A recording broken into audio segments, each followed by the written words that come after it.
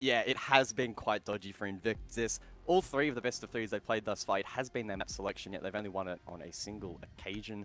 And I will say, from what I saw, at least personally, it was a little bit sketchy. I don't want to talk down on Invictus. Obviously, they're a fantastic team, but just for me, their chalet hasn't been overly convincing. So I like the fact that CYCLOPS are taking them to this map. They're obviously wanting to play on the front foot here in this veto, get that first map under their wing, and set themselves up nicely for the rest of the VO5. A buck ban. Okay, right. That is not something you see every day. CAG taking that one out. Invictus not going to have that up in their arsenal. I'll have to check my trackers a bit later on, but it's a bit of a surprise to see that. Even Speakeasy is complaining a little bit in the all chat, putting the ... in there, but that's a... That's a lot of utility already taken off the board, and I like the clash ban too. I love that we're getting the interaction between the two teams in chat. CAG is pointing out they are banning the clash to have a go at Lunar Metal, and that is the right choice. He is a mean machine on that one. Yeah, for sure. And always lovely to see some wholesome APAC banter. It is our brand over in this corner of the world. All these teams, I think they low-key love each other. Even if there is some strong rivalries, there's definitely some until they're spawn love. picking each other, and then they're like, "Oh my god, screw these guys."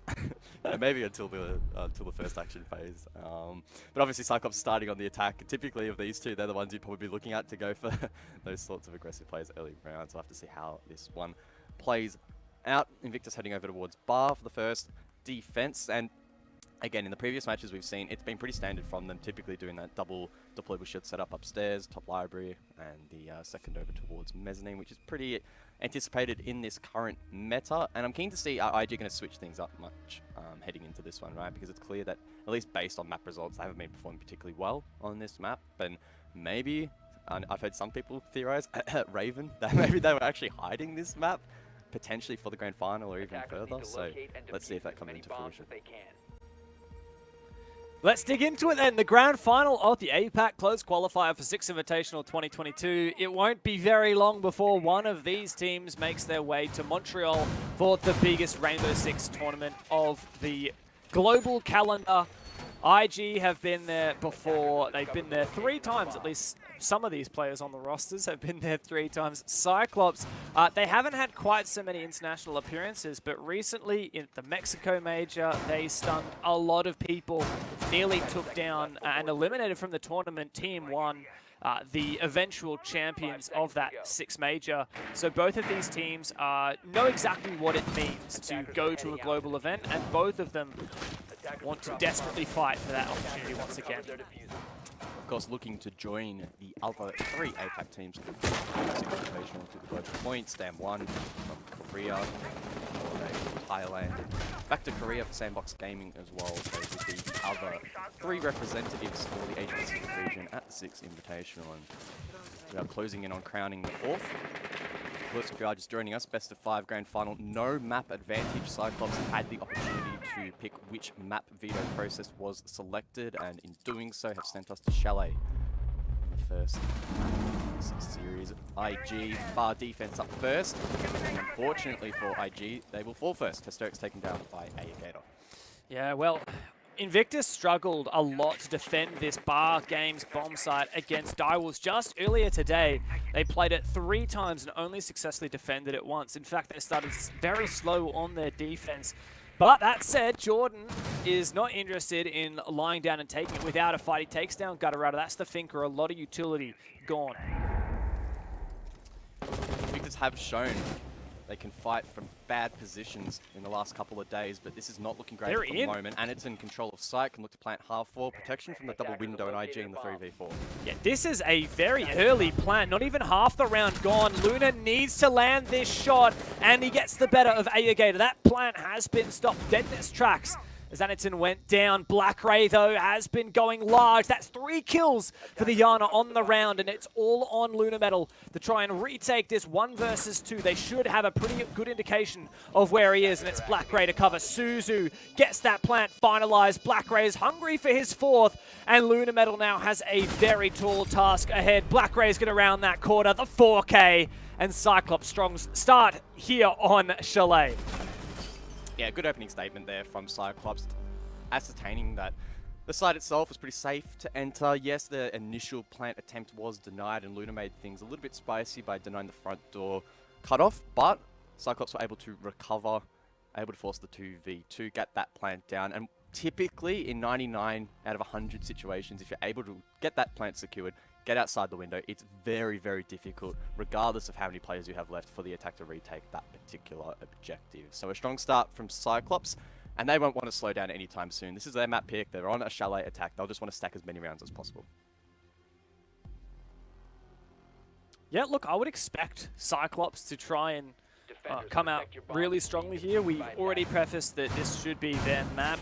Invictus not terrible at it, but when they play it 3 times, they lose it twice. When they pick it so frequently across the course of this tournament, we're just going to have a lot of questions, right? And in particular, Invictus, obviously starting on defense now, they managed to get 3 defenses against Direwolves, but only 2 attack rounds. So it's not going to be easy. Even if they can get, let's say, 2 defense wins here on this half, switching onto their attack is going to be immensely challenging, as they proved earlier today. 5 seconds left. Sure will be, and that was the expectation we had heading into this weekend. Their attacking win rate on Chalet is very poor, and that's why we keep raising questions as to why they are sending us to this map on this occasion. Though it is CYCLOPS that have dealt them this card, and IG will need to play it as best as they possibly can. Of course, it's a long, long best of 5. A single map is not going to be enough to secure the series, of course, and definitely not enough to secure meaningful momentum that will carry on across the potential 5 maps. But it is important that Invictus put their best foot forward despite the circumstances. Good replays from Gatorado with spot players downstairs. I believe that the legs of Luna on the Wamai, looking to try and hold down control below. CYCLOPS setting up for a solar take. So I'll have to see how much utility is expended by Invictus. This was a very clear weakness they had on their defenses yesterday. I explicitly remember Invictus not investing enough utility and manpower over towards Solar to hold back that push. So let's see if they've adjusted that here against CYCLOPS. And I seem to recall Dai was usually pushing that library side, so Invictus was probably mostly prepared for that. Anitson's actually going to repel him. This is very early on, and he has a deep line of sight. Takes off Joe's head, the double for Anitson, and he is hungry for more. Needs to be cautious not to get too ahead of himself, and Black Ray's gone down now to Speakeasy, giving IG a slight moment to breathe as Speakeasy sits at the bottom of these solar stairs with the opportunity to flank. He is cut off though from that window repel. And with partial site control, it's very difficult for IG here. 2 players are downstairs. If CAG can overwhelm that sole defender of Jordan on site, this should be a round over. No nitro cell, so they can't play below on the defense. Speakeasy's though being given a bit of a get out of jail free card, able to rotate, but as I say, that A-Gator, he switched on, shuts him down. 4v2, Hysterics elsewhere will run out towards double window, and Jordan doubles down. CYCLOPS capitulating as they try and get that diffuser down. The diffuser, in fact, on the floor, but Gatorada still finds that kill. Hysterics isolated down below in the 1v2. I think that diffuser was on the repelling player on big window. That means Hysterics knows he took that diffuser player down. Gatorada's got an inkling on where Hysterics might be, but Annie's got to work very carefully with his teammate to make sure they can do it. Hysterics heard the repel. He bides his time. He goes for the run out. Surely he's going to get punished. Gatorada can spray him down. CYCLOPS, 2 very comfortable rounds here on Chalet. Bit of a crack in the armor there from CYCLOPS. They had pretty decent site control. If the diffuser was in the hands of a player in Solar, for example, they would have been in a great position to probably get that diffuser stuck. But unfortunately, Suzu had it on the window. He was taken down, and Invictus, with all their might, tried to reverse the outcome of that round. But unfortunately, the groundwork from CYCLOPS was too strong. And once again, Invictus, just not enough presence over towards Solar. Now, you don't need to hard hold the stairs. You don't need necessarily to prevent anyone from getting into that position, but the fact that a player was allowed to swing in and find a free 2k, very, very concerning. And Invictus, once they go back to that objective, will need to switch things up. I believe they've gone over towards Kitchen for the 3rd round. That will be the case. But with Mirror on the board, they'll probably extend up above and could experience some similar growth pains. 3 different rounds, and already 3 different bomb sites taken. IG not going to dwell too much on the past, keep switching it up. But it's one thing to change the bomb site, and it's a completely different thing to actually change the result. CYCLOPS have just seemed really, really good on these attacks. They always looking for an opportunity to just send it. You look at the way that they early executed onto that bar site. You look at the way that they just sent it into the bomb site here in Master. Anderson got a 2K at the start of the previous round. Invictus need to be really on the ball because Cyclops are keeping them on their toes. And much like we saw again in those previous matches on Chalet for Invictus, their upstairs extension actually seems to place a little bit more emphasis in holding up Solar. That mirror window from Luna should stall out that push a little bit more if Cyclops want to commit to it, but the diffuser has been spawned on the western side near the helipad, suggesting it may be a library sweep across.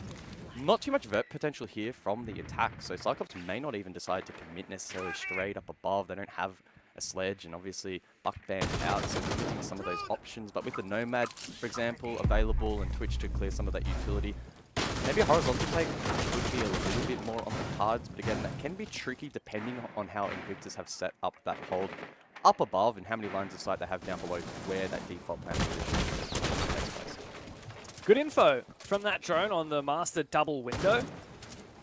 Spotted at the mirror, and I wonder, can you get, I'm pretty sure you can get the angle onto that mirror window from, well, the window, the double window. I'm pretty sure you can just pop the canister.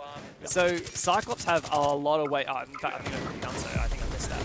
There are a lot of opportunities now for CAG to really start to put this pressure on. I believe a gas canister thrown out from Jordan might slow it down a little bit. Speakeasy opens it up with a kill onto Anderson, but Suzu from the window can trade that immediately on back. And we're back at a stalemate with CAG looking to gain some ground. And, oh my God, was that pre-fire? Another trade back and forth. Pretty nutty, and Joe as well, amidst all that chaos, was taken very low, so a single bullet or maybe a shard from a grenade would be enough to take him out. But Cyclops have expended all of those explosives at the moment, so it'll be up to Suzy with those flash grenades to disrupt with projectiles if required. I believe upstairs is pretty clear now, if not completely vacated by the defense, so Cyclops should have free reign if they elect to take it. But again, they don't have a sledge, so limited in what they can achieve. Maybe with the LMG from Gatorado they can do a bit of work, but again, probably not going to be as efficient as they would like. And Invictus, if they know that, can play a little bit more safely in towards the objective itself. 50 seconds on the board, they're not really under too much immediate pressure at the moment, but Cyclops poise themselves for the next phase of this attack. Diffuser in the hands of Gatorado, droning himself up through West Main, through Trophy, establishing a drone that the rest of his team can now sit on and watch. 30 seconds to try and get towards. There's still one more gas after this one subsides for Jordan. That's really going to slow down CAG. They want to just go. They want to press that go button, but you're going to have to wait. Jordan's also in such a strong position. Gatorada, unlikely to check that off angle in West Main. He may well just walk straight into that line of sight. Luna's been taken down and out. Gatorada really feeling that pressure. He gets the better of Jordan. No way. Joe traded out, and CAG 3 straight rounds to kick off Chalet. Invictus trying to lean into the flank up above there. I'm 99% sure that was Luna taken down, and then that forced the hand of the player inside of West Main. Unfortunately there for Invictus, the dying seconds looking a little bit sloppy, but Cyclops very much switched on. The first 3 rounds relatively convincing. Now Invictus need to lick their wounds and try to find an objective that they can win. It's always an awful position that you find yourself in when you lose the first 3 defensive rounds, because it means that you haven't unlocked any you haven't unlocked any successful objectives on the rotation, meaning that you're kind of playing on the back foot now for the remainder of this map, which is always a tough position. It's interesting. Last round, we kind of talked about how Cyclops didn't really have many options in terms of like vertical play, no sledge. They also didn't have any hard breach to open up the hatch, the master hatch that was reinforced that goes straight onto that kitchen bomb site.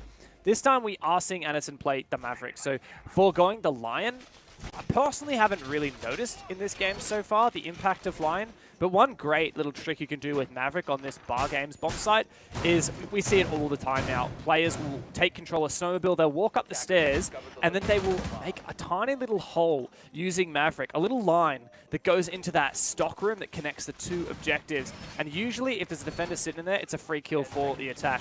I've seen a couple of players start to not sit in that room because they're aware of that angle. So I feel like CAG is surely going to try it.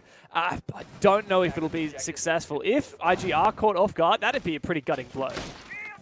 Yeah, I wouldn't expect Invictus to be a team to fall for that. In fact, I would probably expect them to be taken down trying to defend it, having a player in garage, for example. Of course, off screen, kill goes out, Blackray taken down. So CYCLOPS now on the back foot, and this is a position they haven't necessarily found themselves in as of yet, where early in a round they need to try and recover at this advantage. So let's see what they're made of. Losing the Yana, of course, quite a poor operator to lose first up. His ability to gather information, but my God, was that Anderton info? had a good read on that.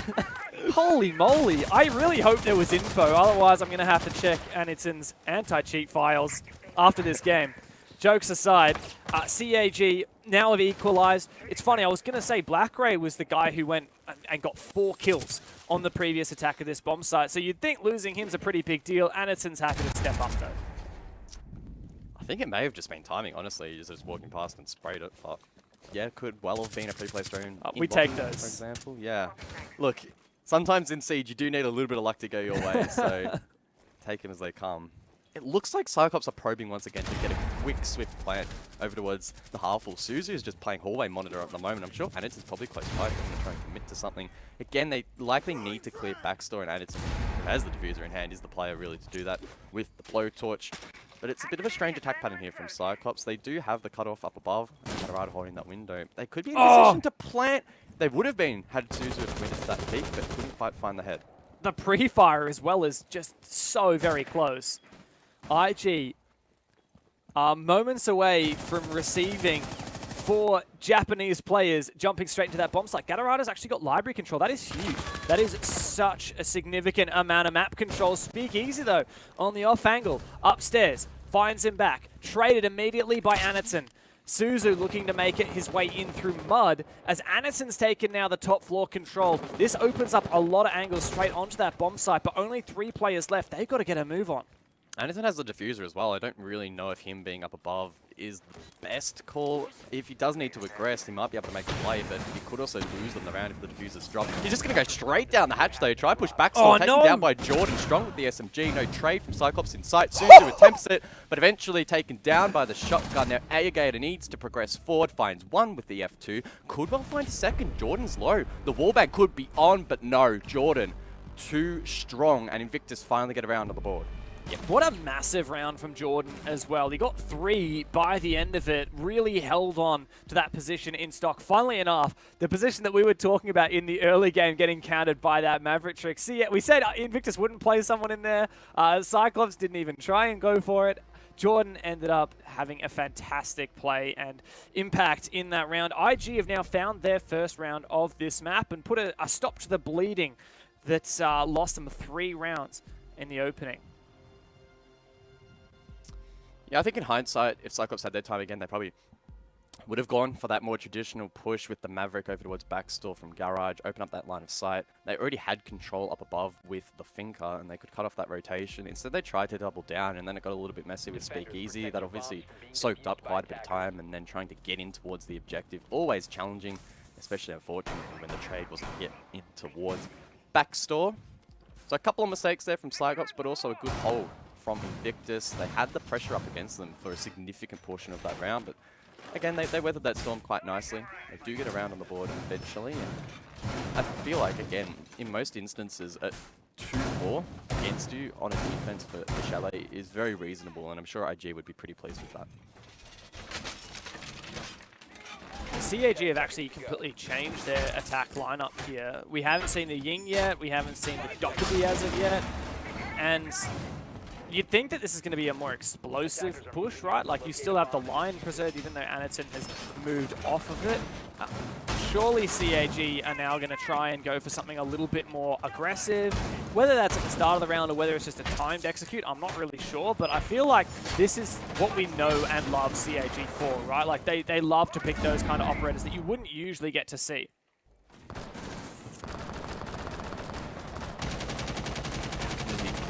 Be dealt, though, to help get control up above. Anderton might be able to post himself up on the double window, send them in, facilitate a push either from Library or Solar.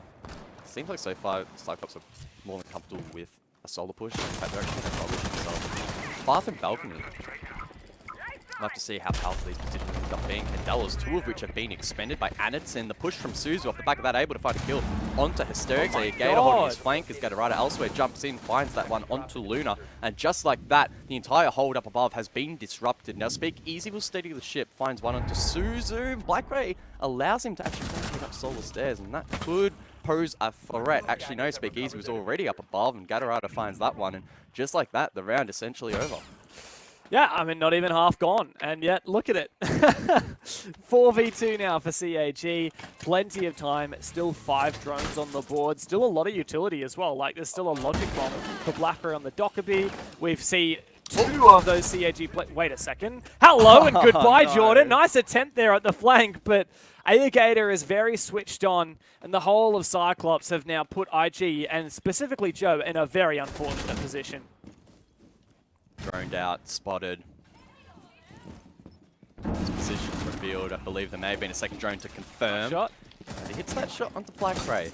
There's a small chance here. A second drone to confirm. Oh my God. The swing almost hits, but Joe takes damage in return. Anderton to close out the round. Yeah, and that's a 4-1 lead now for Cyclops. They are looking very, very good. It's going to be difficult for Invictus to fight back here. We already talked earlier this game about the fact that just a couple hours ago when IG played Direwolves on this map, they really struggled on their own attacks. They only won 2 out of 6. And that means that, well, if Cyclops can be just as strong as Direwolves were against Invictus on their own defensive side, then this second half is going to look very, very grim. A 5-1 would potentially spell doom already for Invictus. Let's see if Cyclops can get that 5-1 lead, establish their dominance, and really prove why this was the first map they decided to pick in Vito. When I saw it, I was pretty impressed at their confidence, again, considering that Invictus have selected this map on multiple occasions so far in this close qualifier, but thus far definitely proving that they're a bit of a menace. And I think that last attack in particular was quite devastating, and Invictus doesn't feel like they really have many inroads on a lot of these rounds. Sure, they did get one across the line, but others they've been kind of torn apart a little bit. They're going for pretty traditional extensions and holds, and Cyclops have really good reads. They're using a great combination of their mechanical skill backed with solid information on drones, and really it's just the basics of Siege, I think, that are helping them accumulate these rounds at the moment. That's what we know Cyclops for, right? Like, they see an opportunity and they take it. And they did the exact same thing in this map Vito, right? They're like, all right, we know that Invictus likes Chalet. We know that they keep picking it, but we've smelt blood in the water. We've seen them lose it twice to Direwolves over the course of this weekend. We're happy to just pick it first up before IG have a chance to ban it. And then we'll take it to them and absolutely destroy them on that map. That's what we're seeing so far. Of course, it may well be a tale of 2 halves. I don't think so. I think Cyclops, if they win this round, that should be spelling death. And the double for Anderson on the trophy window. Luna and Speakeasy down without a fight. IG are sweating. And we've seen a clear movement towards DMRs throughout this tournament. The 417 in particular being used extensively by Lion mains and Twitch mains alike throughout multiple rosters, and maybe I might need to give it a shot because it seems to be doing a lot of damage. I mean, I'm probably not half as sharp as Anderton, so I might not be able to make it work, but clearly just decimating both Luna and Speakeasy. Speakeasy, of course, one of the best players in APAC, and you can normally never count out Invictus when he is still alive, but unfortunately Invictus now losing their star player, and Cyclops once again with plenty of time to reassess their situation. Moment of silence, though. The CAG, just wait. They know that Invictus are probably thinking, look, guys, we need to make a play. We have such a disadvantage. Gatorada says, hey, mate, can you please move? Get out of my way. I'm stuck. Suzu and Gatto on the balcony here looking for an opportunity. What info does CAG have? The Lion roars, and in they go. Straight into the bomb site. Joe's good for one. Looking into Piano to try and find that second player. A C4 might be perfectly on the mark. He doesn't get it, and the nade will finish him off. Jordan against 4. Gatorada just holds down left click, but it's Anderton to clean it up. Cyclops a dominant 5-1 half to open up this best of 5 series. And I'm sure the Japanese fans are starting to get up and about just a little bit. They are the final hope for the Japanese region to represent their nation at the 6th Invitational, and they are off to a fantastic start here on Chalet. Of course, don't want to get too far ahead of ourselves, but I will say this has been a very confident effort thus far. The first half going their way well and truly, and yes, we always say Siege is a game of two halves, but it's so difficult to see Invictus turn their fate around here. CYCLOPS are essentially dominating their opponents at the moment. I don't know if they'll be able to swing that momentum enough here in the second half. Attackers need to locate. It's going to be so challenging, though. Invictus succeeded against Direwolves on 2 Master Office attacks, and then not a single other attack. Like Bar Games, Kitchen Dining, Master Office, and then Bar Games again. Direwolves were successfully able to defend. Means all day long, Invictus haven't successfully had an attack onto this bomb site Kitchen Dining, which is where CAG have decided to start us here. I've no doubt that they would have been watching that game earlier today, waiting to see whether it's Invictus or Direwolves that they would be facing in this grand final, and they would be taking a hell of a lot of notes. I know that Hybrid and Fuji would definitely be watching on and sitting in the shadows, feeding that information to CYCLOPS and the rest of these players in the server, so that when they get into that lobby, they can be the best players that they possibly can be. And look, I'm expecting them to start strong here. I probably sound hella biased right now, but it's just a vibe, right? I just have this feeling. I wasn't overly impressed with CYCLOPS yesterday. You know, they were just versing Talon in the match that I casted, which, look, let's be real, not the hardest opponent. Now they're not really even being tested when they're versing Invictus.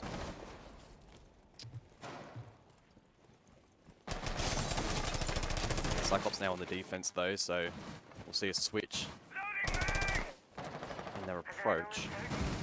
What can IG do to get themselves back into this match? That's a good start. Hysterics onto Gatorada. Second onto Suzu. Don't know where these kills have gone down, but either way, able to get in and get out. Looks like it was over towards Mud. So a good start here for Invictus. And much like their opponents in CYCLOPS, they are now the ones with a 5-3 lead and 2 minutes to work with. Yeah, it's exactly like what we saw last round, but the teams are now switched, isn't it? Look, credit to IG. It looks like they've had a really strong start here. Credit to Hysterics, some good game sense, some good mechanical skill. Really credit to him for finding the second one. Like, it's one thing to find one kill and then the defenders push to find a trade, but he was so aware of that and happy to just spray them both down with the single magazine. Hysterics isn't done just yet. He'll jump on his shock drone and scout up ahead, try and clear utility, but Black Ray's having none of it. Drops Luna, and it looks like they're trying to reattempt a take back the solar side of the map. Agate able to get forward towards Master Bedroom. Anaton as well, with the assistance of his Yokai drones, can try to facilitate this play. If CYCLOPS can pull this off, get it back to a 3-on-3, there might be something in this, but Gemini will spot Agate, forcing him back. It's really interesting. Very rarely do we see the defenders keep on pulling back, and now they've pulled off another kill.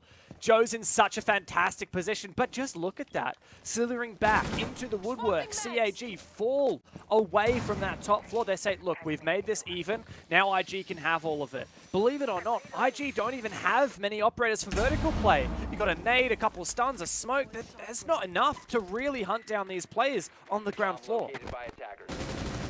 CYCLOPS not with the greatest ability to deny the plan, nice. and any ability now with those smoke babes completely negated by Joe. 2v3 against CYCLOPS. Joe will toss out a nade. Is it going to land?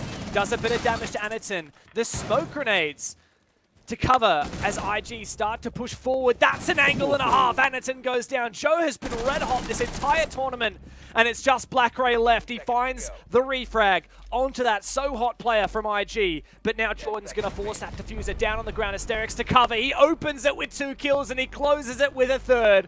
Invictus are back into this game with a 2nd round. Huge round there, particularly from Hysterics, obviously getting the opening 2 kills. Not sure exactly how that was facilitated. It looked like it was a quick jump into Mudroom and then back out. Either way though, set up a great platform for the rest of the attack. And to their credit, CYCLOPS did try to contest above. In fact, they found 2 kills and it was even 3 apiece, but unfortunately unable to hold on there at the very end. Invictus doing a good job clearing trophy and ensuring that the cross was covered for the plant. So a really good start on the attack for Invictus, and they bring out all the cards, all the stocks a Montang 6 pick from Luna. Attackers need to locate and defuse as many bombs as they Spicy. We always love to see it. We know that Direwolves kept banning it yesterday against Invictus, and Luna is just known for it. We also saw the Clash ban from Cyclops, knowing that IG love to play those shield operators so much. You know something we don't see every day, guys, is this basement, snowmobile and wine defense. No.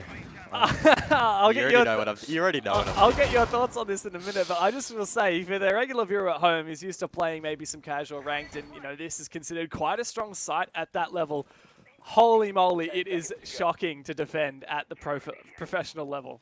Yeah, for sure. And that's not just anecdotal, right? That's backed by hard evidence that the defensive win rate on this particular site, not only in APAC but globally, is quite poor. Obviously, it was attempted a lot more back in the day when it was reintroduced into the map pool, but it has tapered off. So maybe that will lean into Cyclops, particularly if they are able to execute a roam, right? The main thing that Invictus will want to accomplish here is cutting off West Main and ensuring that Snowmobile's open, and then they should be able to commit to that back push off the back of the Montang if they're not contested up above. So it's up to Cyclops to try and cause a bit of chaos, but unfortunately, Black-Grey off the board. It's another good start for Invictus. Yeah, that aggression, once again, for Cyclops, we've seen it so often, but this time it does not pay off. One thing that could work into Cyclops' advantage here is that IG don't actually have a lot of hard breach to speak of. Like, if you were playing ranked, you might have like an Ace or maybe a Maverick or a Thermite to really open up, you know, ideally the Snowmobile wall, and then hopefully some Wine Cellar walls as well, but it's just Jordan on the Hibana. So Invictus are a lot more hard breach poor than they would like for this bomb site. Guess it doesn't matter because Speakeasy's found 3. My God! Where does he find all these kills? I've got absolutely no clue. It's been a poor start here for Cyclops and Invictus.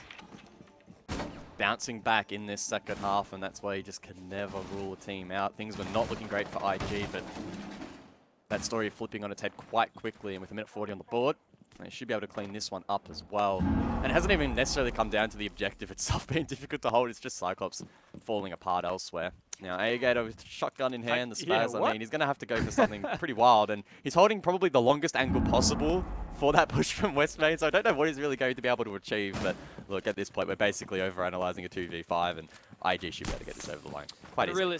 Realistically, like, the way that CAG conventionally win this is by getting really unconventional, by pushing up the stairs, by looking to take a couple of fights, but the reason they're not is because they know that Invictus are playing so slowly right now, and Invictus know exactly that that is the strategy that most pro teams will use when you're at a deficit, take more risks to try and go for that high-level reward, and it's just going to be difficult, especially with a Monty here. Like, Gatorada's position is pretty well exposed. Aegator can find one, but Hysterics finishes off Gatorada, and that means it's just Aegator. He's going to have to 1v5 ace this one. Luna's hunting him down. The Spaz 12 is a nice gun for this one, but Luna says, hello! Gonna lock you down in there. Oh, no. He goes for the prone shot. Bit of a silly business maneuver there from Luna Metal, but IG can lock it in. Let's be real. Thanks to the 3K early round from Speakeasy. I actually initially didn't think Luna went prone. I thought he got shot in the back and got down, but no, just trying to meme it up, and we'll pay the price. It's not a meme. Anaton was the notorious shield main. What you would do is you'd hit prone and just hit fire. And the accuracy on that when you're playing a shield is something ridiculous. So look, nice idea there from Luna. A bit of sass, I guess. CAG are kind of known for being one of the memeiest teams in the region, aren't they? I think Luna should just leave it up to Anaton, though. They also don't want to anger him too much, right? Otherwise, if this ends up going to OT, Anaton is just going to straight out bring out the Montang and show him how it's really done. So, might not be the wisest of decisions from IG, but nonetheless, a really good start to this second half for them. If you're just joining, Cyclops had a 5-1 lead. Things were looking awesome for the Japanese team, but IG coming back with a vengeance in the first 2 rounds. In fact, very, very dominant. Great starts, often having a strong man advantage rather than converting it almost with ease, really. They could have probably won the last 2 rounds with their eyes closed, and that's what you want on an attack. A nice comfortable start. IG will want to keep that ball rolling. Yeah, look, it's a very inspiring start for Invictus. especially considering how much they struggled on attack against Direwolves. That said, you know, this is currently following the same pattern or a similar pattern to what happened in that Direwolves game earlier today, which is that Invictus won 2 attack rounds and then Direwolves won 4 defenses straight after. Invictus could not win a single another attack after those 2. CYCLOPS hoping to flick that same switch that Direwolves managed to do as they go to the 3rd different bomb site that they've tried. They also haven't gone master yet, I will say. But IG seem a lot more switched on than they did earlier today.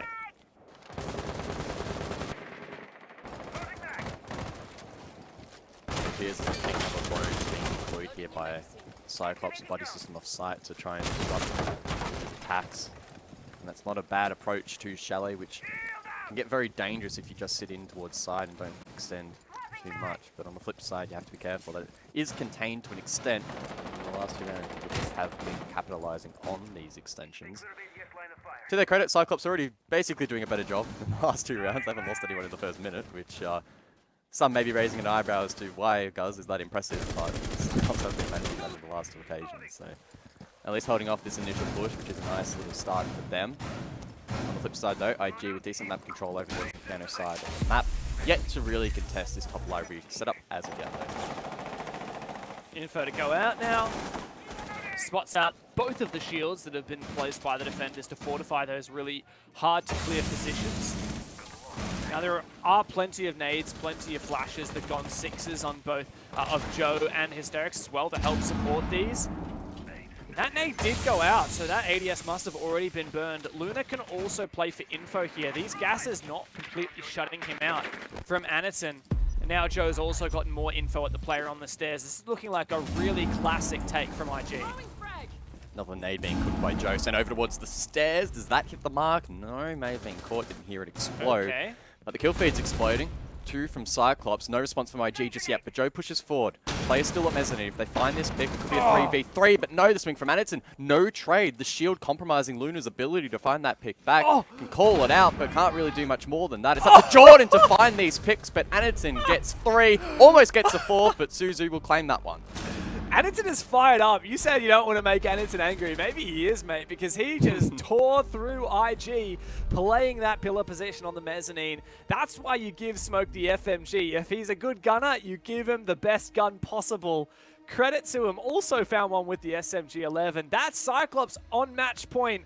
They only need a single defense win to get themselves there, and now they only need 1 more to take the first map of the series.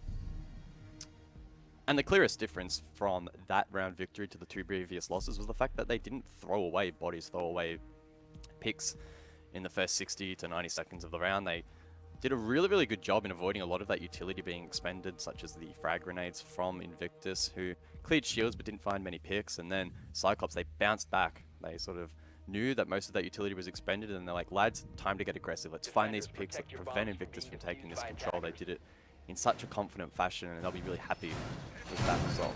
Now though, we have to tape our expectations a little bit, right? Because think back, the last 2 objectives they attempted before that were quite poor, meaning that there could be a situation in which CYCLOPS have to really push the envelope here a little bit, and we may see them in a 6-5 scoreline scenario when they can go back towards bar, having to close it out to prevent OT.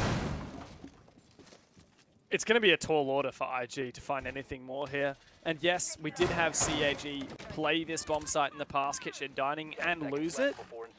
But I'm confident that they can right some of their wrongs. Like you said, like, it tends to be CAG giving away early picks that can lead to advantages that IG are seeming to be a bit better than they have been throughout the rest of this tournament at holding on to. And it has been, I guess, a common theme this entire tournament that a team might have an advantage and, well, the other team can somehow find it back. I will say that's quite a peculiar shield setup. 2 shields back to back in the kitchen hallway. Yeah, cool, interesting. I like it. We'll see how it goes.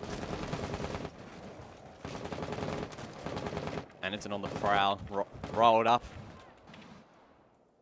Potentially 11 and 5 thus far. Feed him, mate. May well need to contest Joe, I think it is. That would be just a moment. Oh, gee, the timing there. Almost falls in the favour of this, but not to be. Still 10 members up inside of this 10th round. the first map in this best of 5, but Joe eventually does find that kill. Anderson likely over-peaking that position, and now Library's opened up for IG. Yeah, a big kill to find early on. Like you said, Anderson's had a ripper of a game so far. Yeah, speakeasy, nice one. Okay. He thought the window wasn't open yet, I guess. No harm, no foul, and that is Invictus doing a good job of taking this top 4 control. Keep in mind, they haven't taken a lot as of yet. They still have to progress into Master and Office to really get vertical play on the side. But with CYCLOPS finding one player back, that's Asterix going down the flank watch at that, it's going to get a bit more difficult.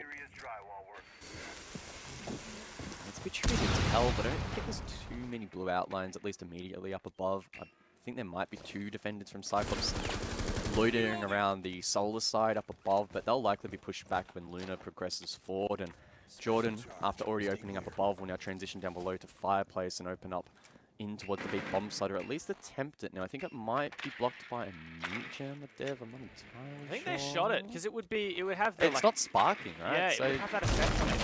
Muted. I don't know why they haven't... Maybe they're just biding their time? Yeah, trying to time it, maybe. Oh my god, speaking of timing, Speaky's nearly lost that with a wallbang. There goes the exothermic charge, and that means that IG have a fantastic way on the side. Luna could pinch from behind here as well, so I think CYCLOPS is going to be in a little bit of trouble. IG, though, they have everything set up for them. They just have to start moving on forward. A lot of CAG players have gone below. Are they looking to make some C4s work? The direct trade, Black Ray and Jordan, but there's another player down there for CYCLOPS. Gatorado, I believe, does have a C4 he could make use of. Deny that plant. Lunametal has made his way into flanking behind, but in this 3v3, IG are going to find it quite difficult to get a plant going down. There goes the gas babe over the top. Ayagator's on the prowl, but Joe looks for him! Ayagator wins the fight out of nowhere. Luna! Oh my god! Traded back! And now it's Speakeasy and the 1-on-2. The retake for CYCLOPS. That C4 is going nowhere. And Speakeasy, the man that you want in these clutch scenarios. He's got 2 players and they're going to feed him. He sees the first one cross. Oh, the angle! What is that? Ayagator! Even Speakeasy himself says NS. That is CAG with a fantastic opening to this grand final. 7-3 on Chalet. Wow, what a performance from CYCLOPS, establishing some dominance on their map pick, kicking off this best of 5. What a finish as well. They are looking so damn sharp. A 7-3 scoreline. CYCLOPS will be thrilled with that one. Oh, and what a fashion to do it as well. CAG were running rings around Invictus for the most of that game. They identified the weakness. They knew that Chalet was where they wanted to go. They'd seen IG play it already 3 times during the bracket. And, well, 4th time didn't prove any more successful for IG. CYCLOPS expectedly are off to a strong start in the BO5.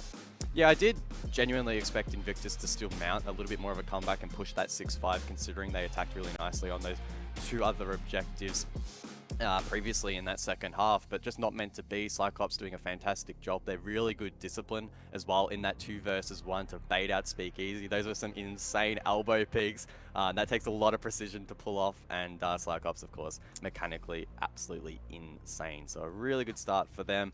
And we looked at the veto. At least I theorized that it was a really good start for CYCLOPS on paper, and that's the case thus far.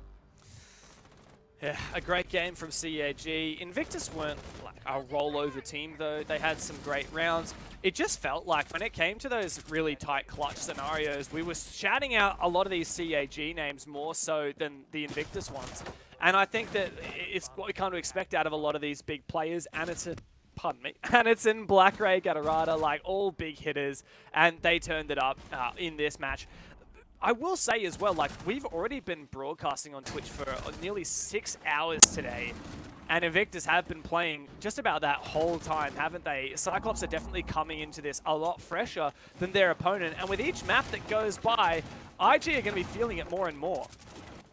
100%, and that's where their ability to bounce back from a result like that's going to be really, really important. I'd love to know what their expectations were heading into this map, because Chalet's a map that they have selected on multiple occasions, yet they also probably know in the backs of their minds and they perform very well on it. So maybe heading into this one, they were sort of just getting a bit of a feel as to how CYCLOPS are going to approach this series, not weighing too much on this particular map, knowing that they can probably have a slightly deeper map pool potentially than their opponents. So it's up to Invictus to just relax, bounce back. I don't think they put in the worst of performances here. They were simply outclassed, and CYCLOPS obviously looking quite fresh at the moment, and that's the advantage that they have by starting in the upper bracket. And you'd think that that advantage would only increase as this series goes on, right? Like, I think I predicted a 3-0 Cyclops. Now, I was just having a little bit of fun, but also, you know, it is possible. Also, it would be awesome to get a Japanese team at Six Invitational, knowing how passionate the fans are from Japan. But as IG continue through this series, you said it might be a 3-2 to them. If this goes to 5 maps, right? Like, it's 9 p.m. where we are right now in Australia. If this is another 4 maps, like, you know, let's say an hour per map, that's like a 1 a.m. finish. It's going to be a long time, considering we've already been going for about 6 hours and IG's been playing that whole time. They're going to run out of steam. Like, I feel like the longer this series goes on, the worse a chance IG have of winning it. Yeah, I would probably tend to agree, which means that the next map of Clubhouse is going to be very, very important. Yeah, and that is IG's map pick. They have a chance to bounce back in this grand final for a shot at the Six Invitational next month in Montreal. Don't go anywhere. Clubhouse is on the other side of this quick break.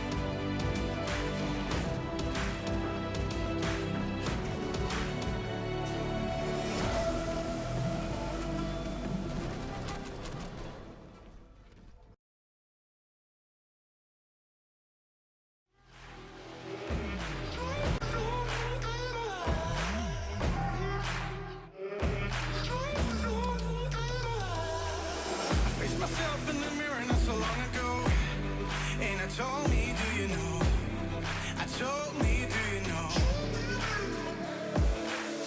All alone in your head, but you don't have to pretend that you will make a change, 'cause you don't wanna change. I'm gonna be real honest this time. I'm okay with it, I am more than fine. I'm gonna roll all less red dice now. Tell me I won't get out.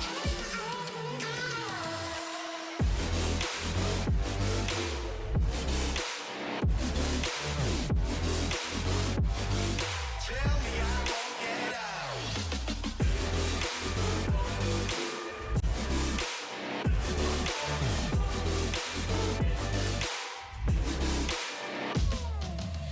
I wanna walk the sky, alone among the stars, without forgetting who I was, or have to look back that far. And I don't want to forget who, get who. And are you just fucking around in my mind one last time? I'm gonna be real honest this time. I'm okay with it, I am more than fine. I'm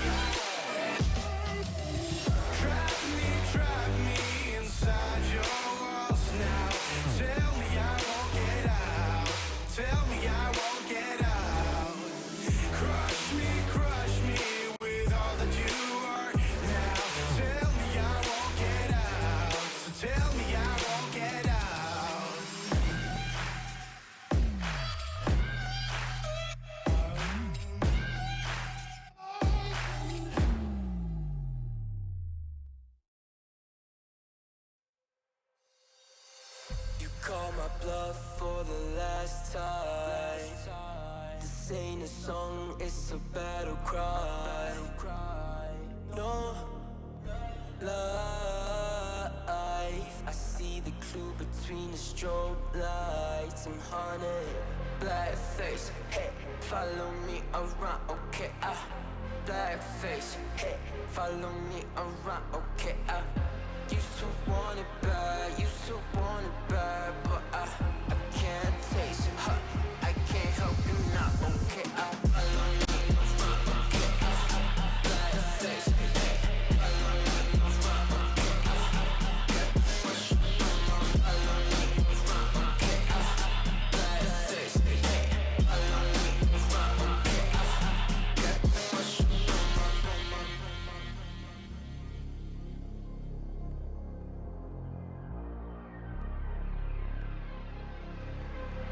Got too much up on my plate, now I can't think. I said woke up to get X and now I'm feeling this is it. Want the money, want the rest. I do purse, not no cess. They say darn, it's why you sad. I said I just need the thing. Red tape, got too close, I hit the city. Black face, show you everything you need to your phone. Can't hit it back. Someone said it is sad. I used to want it bad. I know it's in my head, keep seeing you too many times. Yeah. I know it's in my head, keep seeing you. I know it's in my head. Follow me around, okay? Black face, hey, follow me around, okay? Got too much up on my follow me around, okay? Black face, hey, follow me around, okay?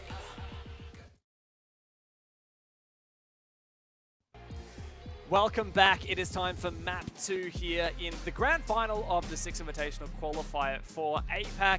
It's either going to be Cyclops or IG, who's heading up Montreal in about a month's time, and CAG are already up one map. Now, guys, we would expect them to have won Chalet. Of course, the way the map veto worked out, they got to pick that before IG had a ban. But next up, it is IG's map pick, and Clubhouse is where we will go.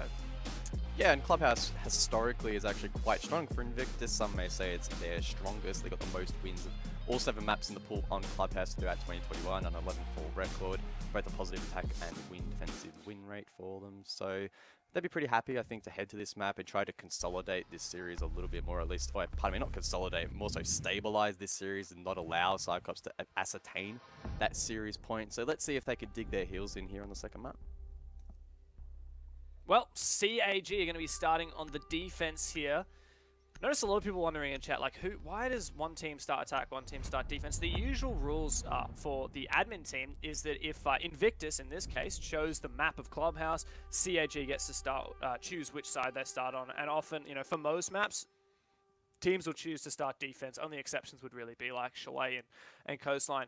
But here we have the Monty already banned out by CAG. Feels like no surprise, especially after what we saw in that, what was it, the last round where the Monty actually went for that hip-fire pistol and found a kill.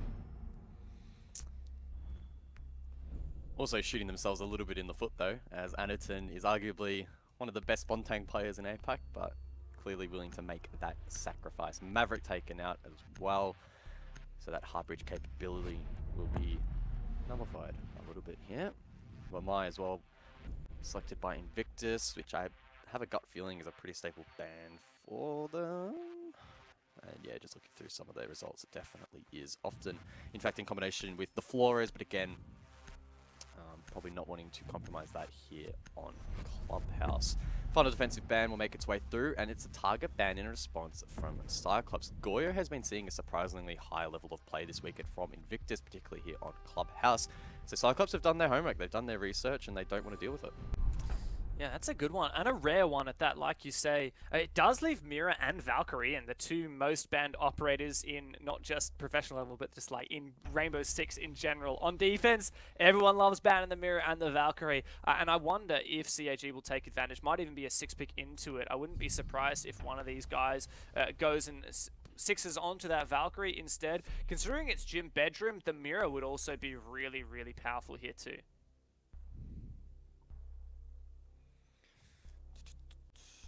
If you are just joining us, this is the second map in this best of 5. The winner will head to Montreal for the 6th Invitational. Both of these teams, I don't know if it's fair to say they're mainstays at 6th Invitational, but Invictus had a decent streak. CYCLOPS qualified for 2021 through the closed qualifiers last time, so a bit of history on the line for both of these teams.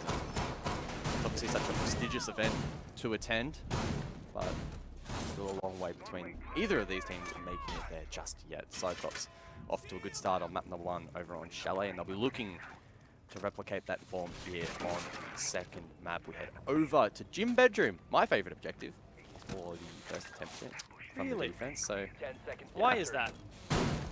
it's just a fun objective, man. Actually, 5 seconds. no, honestly, it probably is my favourite objective. I think it's found its nice little, manoeuvred itself nicely into the meta, not only in ranked of course, but competitively as well. I wouldn't mind seeing maybe a bit more power play as that. We saw it a reworked, bunch yesterday, but didn't we? It was, yeah, was it yeah. CAG played it, yeah? Hasn't quite become a mainstay just yet. Maybe focus in here on bedroom and see how IG can try to dismantle this defense. Some quick claymores established already for the jump out over towards on, and I'm sure IG, with the hard breach Thatcher combo available, will want to open up Kennel and both Jacuzzi quite swiftly. I just will say, since we talked about operators already, like seeing no Valk and no Mira, seeing the Capcan 6 picked onto, like this is just classic CAG for you, innit? Like this is the fact that they love to do things their way. They like to play a bit loose. They like to try and catch people off guard. Also, I'm just gonna say, really like that really quick Hibana onto that main wall. What is that from Annie? He goes for a run out. I believe it must have been immediately traded after taking down Jordan. Pretty significant to lose your smoke so early on. Yes, off peek over towards Garage. Should be punished, could be punished, but isn't. IG unable to find that pick. Black Ray probing will pick up one of his holograms and shuffle that back towards site. Pretty wild start here from CYCLOPS, but again, not too far astray from what we would expect from this roster.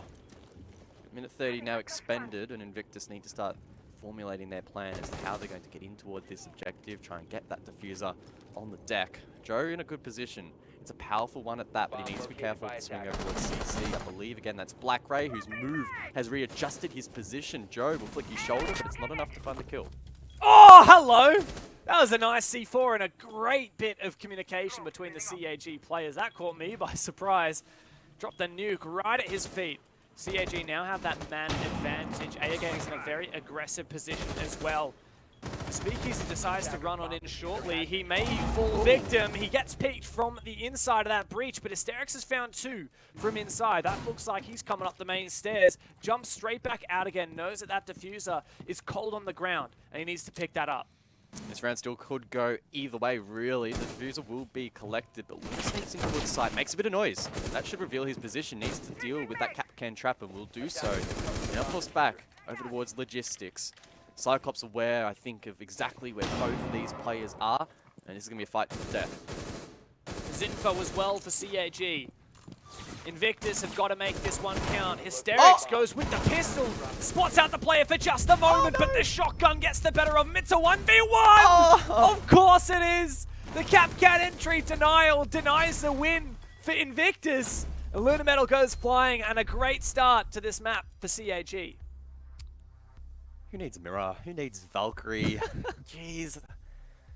Nah, rule them out. All you need is Alibi and Capcan. They make very solid substitutions, and well done by CYCLOPS to hold on in that round. I think Invictus did really good to fight hard. Questionable decisions, maybe particularly in the 2v2 there, the way they tried to approach that final push, but it was always going to be quite awkward. And CYCLOPS positioning themselves nicely to close out that round. So we'll see them transition back downstairs to a site which is probably expected to see a little bit more playtime here. On Clubhouse is basement. Do we see the extension from CYCLOPS though? That's probably the golden question at the moment. They haven't bought the castle, so don't expect an SSG setup at that. But they have brought the Vigil, suggesting that at least one player in Gatorada might try and play off-site and at least waste a little bit of time. Kind of surprised to not see the Valk here. Like, I would have expected CAG to bring Valkyrie just to have some cameras out for information if they are going to go for the roam.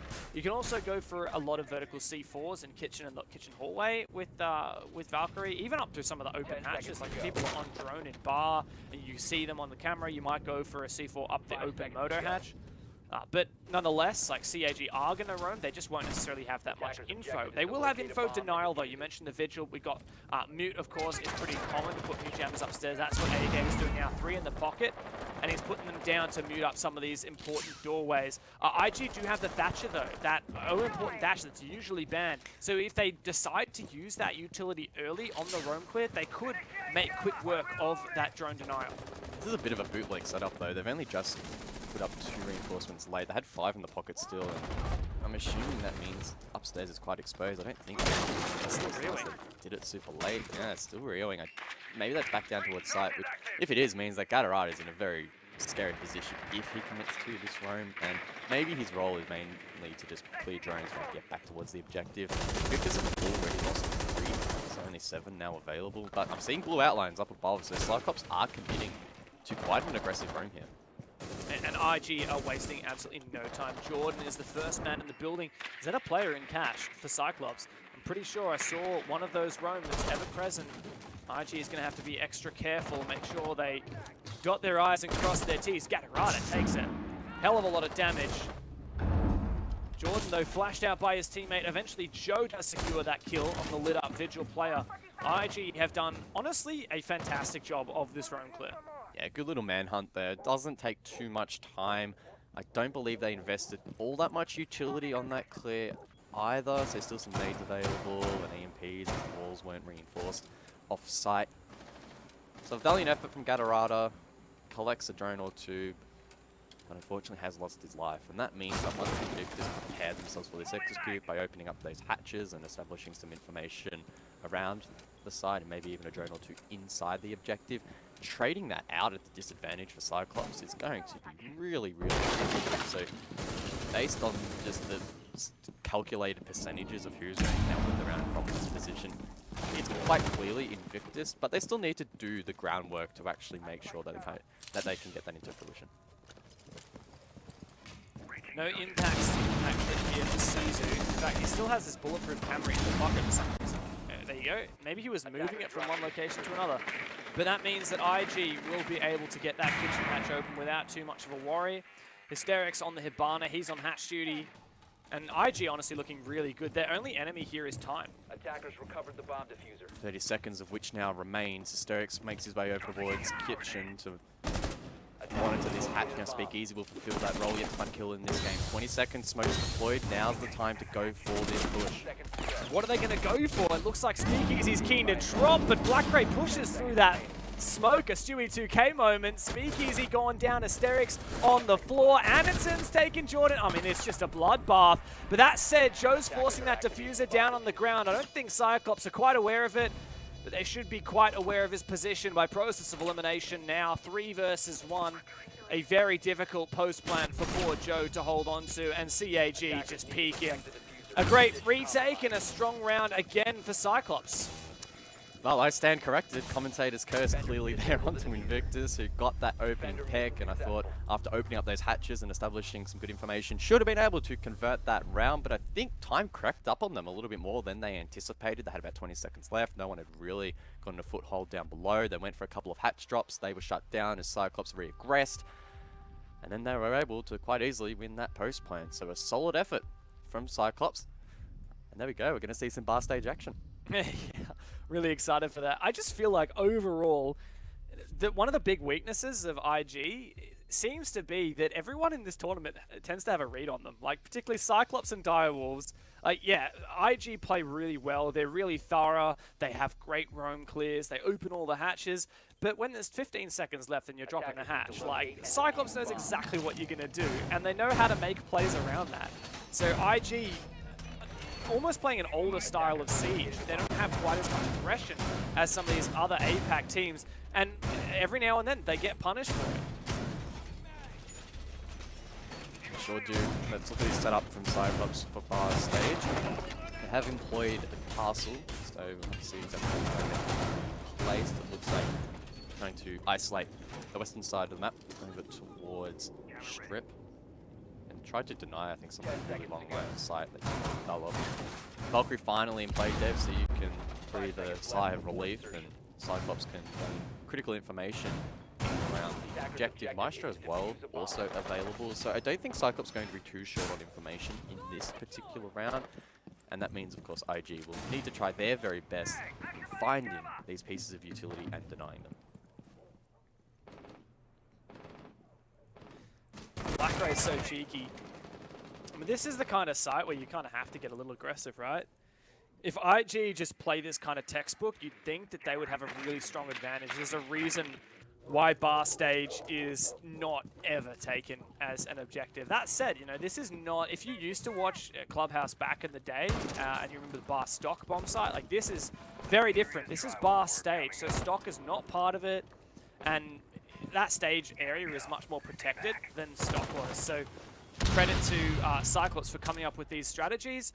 Hard to say exactly what IG are going to do about it, but you'd think they would have seen it before from CYCLOPS playing it a couple times in the tournament already.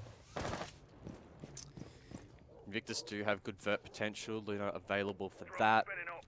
Jordan as well with 2 grenades, complete utility, that double hard breach and Thatcher as well. So there's not too many ways Invictus can completely throw this round. If they stick to basics, they have the operators to facilitate that sort of playstyle, and it looks like again go for that set play control up above. Joe mindful that they could be thrown down below, and I believe he is correct. I did see an outline down there towards blue, but there's not really much at this stage Invictus can do about that, and they need to be careful of leaking time. We've just eclipsed the halfway point of this action phase already. Sometimes it just creeps up so damn fast, and IG still yet to get control of Con.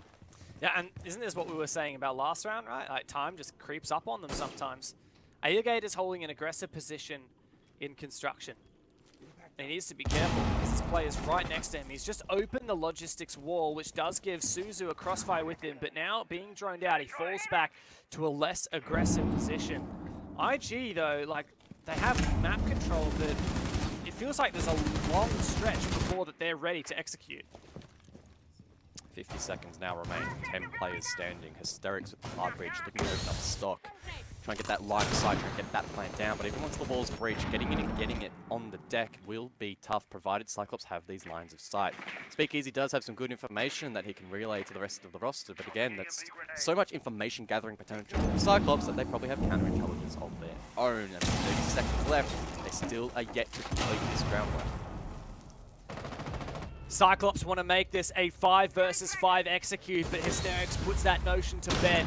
And Joe as well jumps into the fray. CAG now going to have to deny this plant with only 3 players up. What is the strategy? Suzu throws out a C4, but it misses. Anderson still has his, but it's going to have to be a retake now for CYCLOPS. Invictus, they took their time, but by the end of it, they got that plant down, and that execute was successful.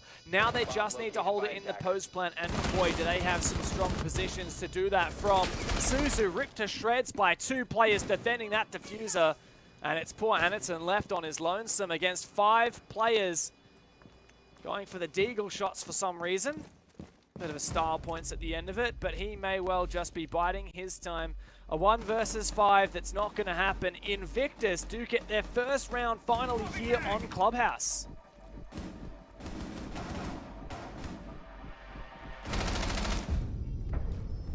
Attackers win. Yeah, what appeared to be quite a complex setup, particularly in sight for CYCLOPS, was picked apart.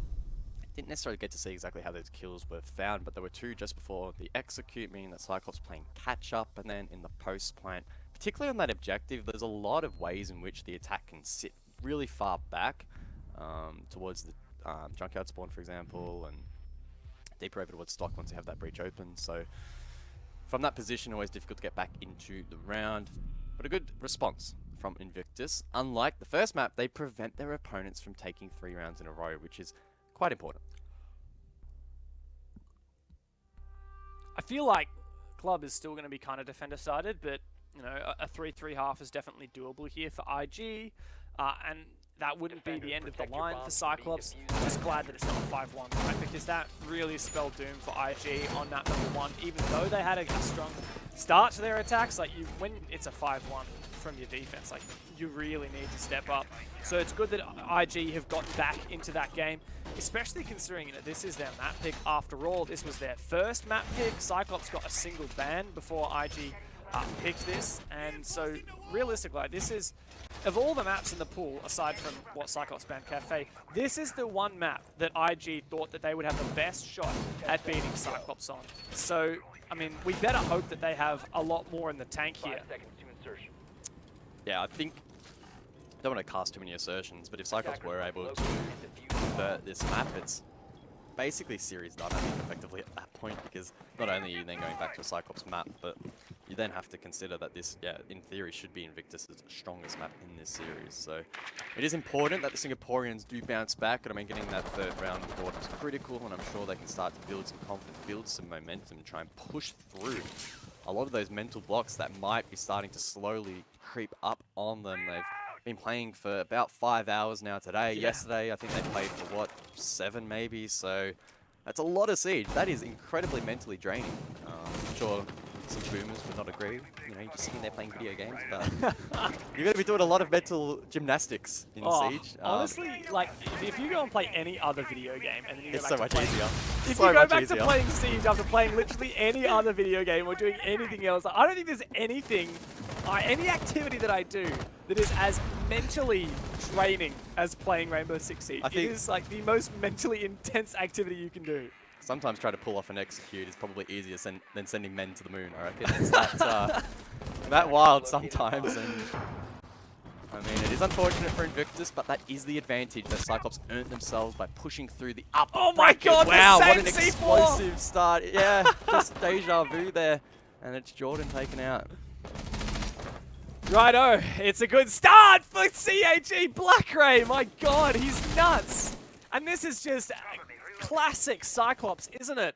They get in the face of their opponent. They have the read on Invictus, and they know exactly what they can get away with. A C4 tossed out here, second time, and it works just as well. A double swing here, and that'll do it as well. Cho can finally have some form of reply, but a 2v4 is going to be difficult. You can see that CYCLOPS are getting greedy. Oh, I did it. This is how CYCLOPS play. And you know what?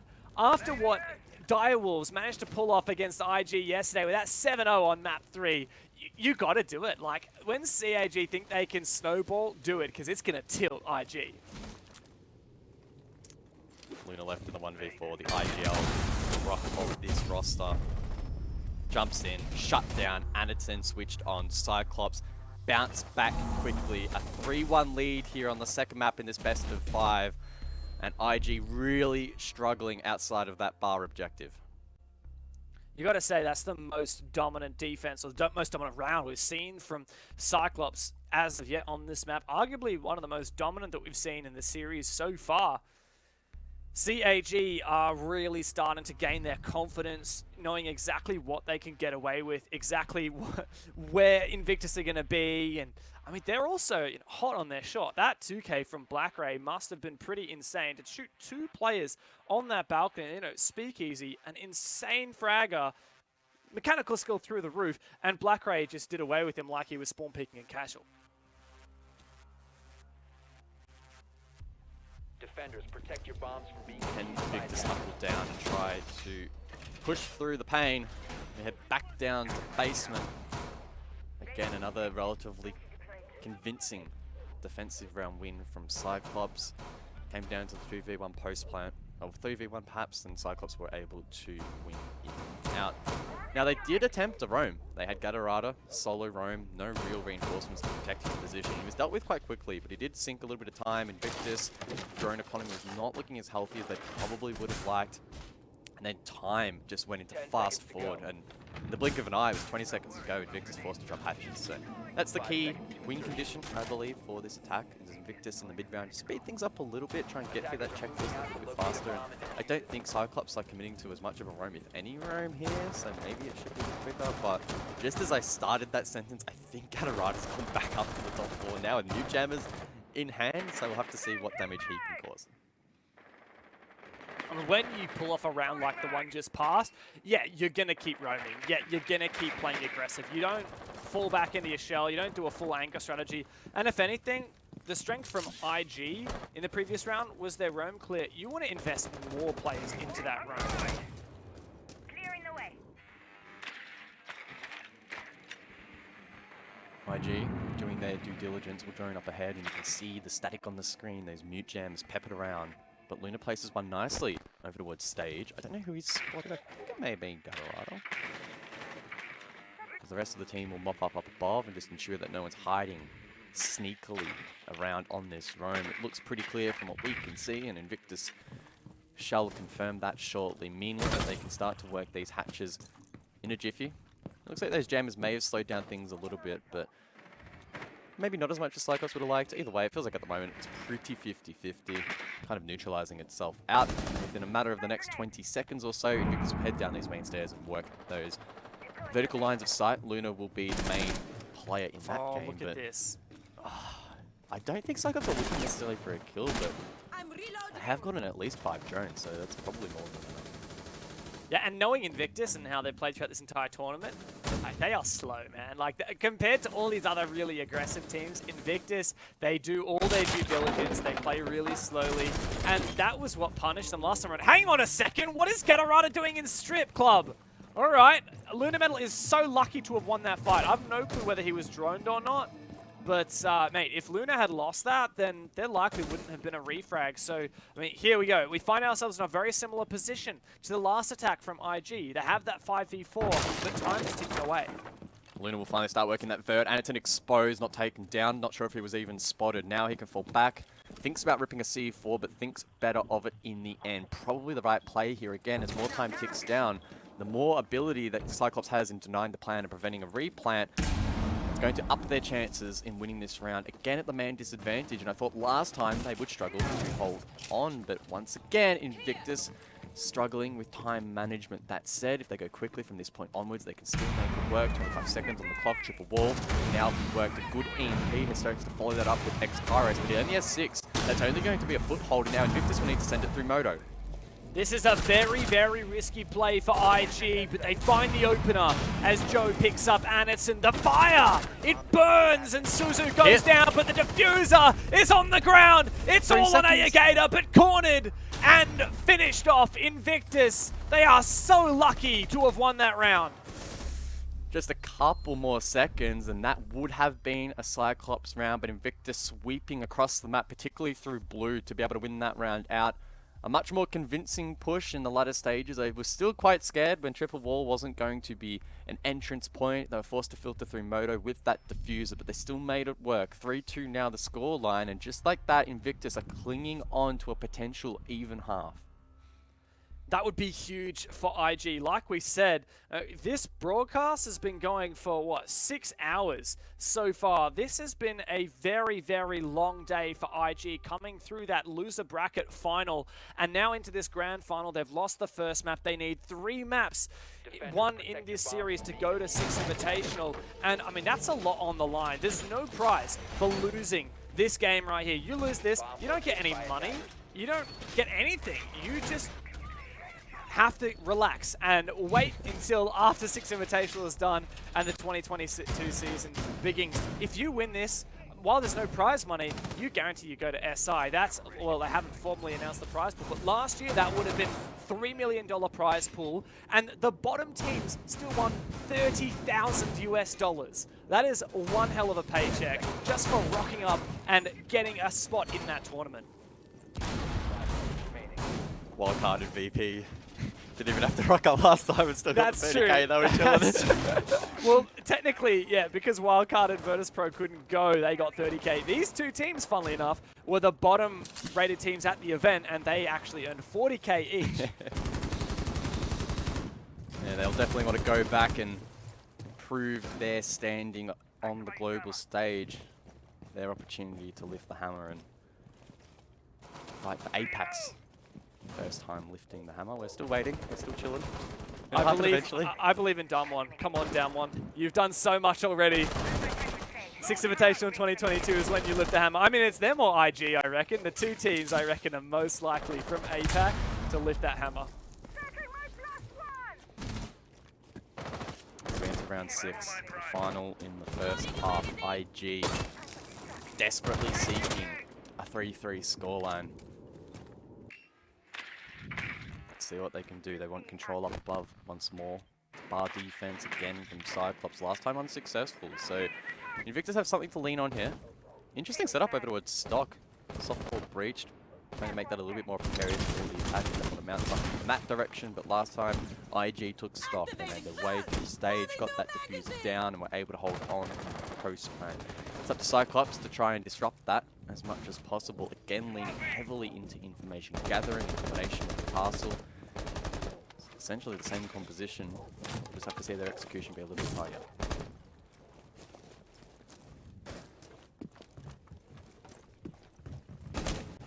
Now they're into the top floor. Again, very slow, but this is just what we come to expect for Invictus. Thermite to exothermic charge this wall into construction. It's going to have a deep line of sight there all the way into Master, but those lines of sight go both ways. With CYCLOPS having a couple of ways that they could push and retake this, I'm going to be a little bit scared for IG.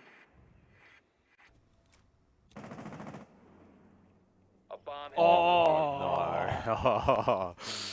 He wants it. Added not only in a powerful position inside of logistics, but has very strong information over towards cash. Bulletproofs inside as well, even one outside near the kitchen window. Gatorada is back to strip. That's the soft ball coming into play. Camera taken down eventually, 30 seconds on the clock. How are Invictus going to keep this plant down? Well, it's a 5v5.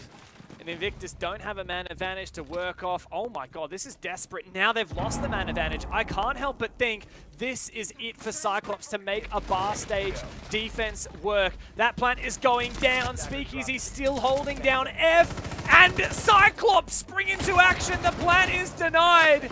It's all on Hysterics. He's got a 1v5. It doesn't look like he'll even find a single kill.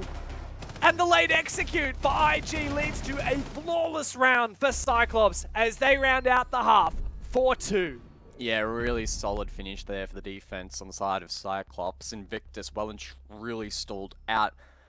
And CYCLOPS capitalized the flank up above. And more importantly, even if stock was open and Invictus went to go for that plant, Strip was not disrupted enough. And I believe Castle probably would have been in a pretty decent position there to deny the entry and stop them in their tracks. Anyway. So, well done by CYCLOPS. They recover that site. 4-2 now the scoreline, and this is looking to be a very close second map. And even though we didn't actually catch it on camera, the first kill was enabled by that Valkyrie camera in cache, and poor Joe sitting there on drone for his team. And the rest of CYCLOPS, you know, Anaton's calling out, Suzu, go for him, he's there, he's on drone, there's no one covering. Oh, I mean, that is just one of the plays of the teamwork that we see just classically from CYCLOPS. They look for opportunities. That is, if anything, like that is the defining characteristic of their team. Always looking for an opportunity.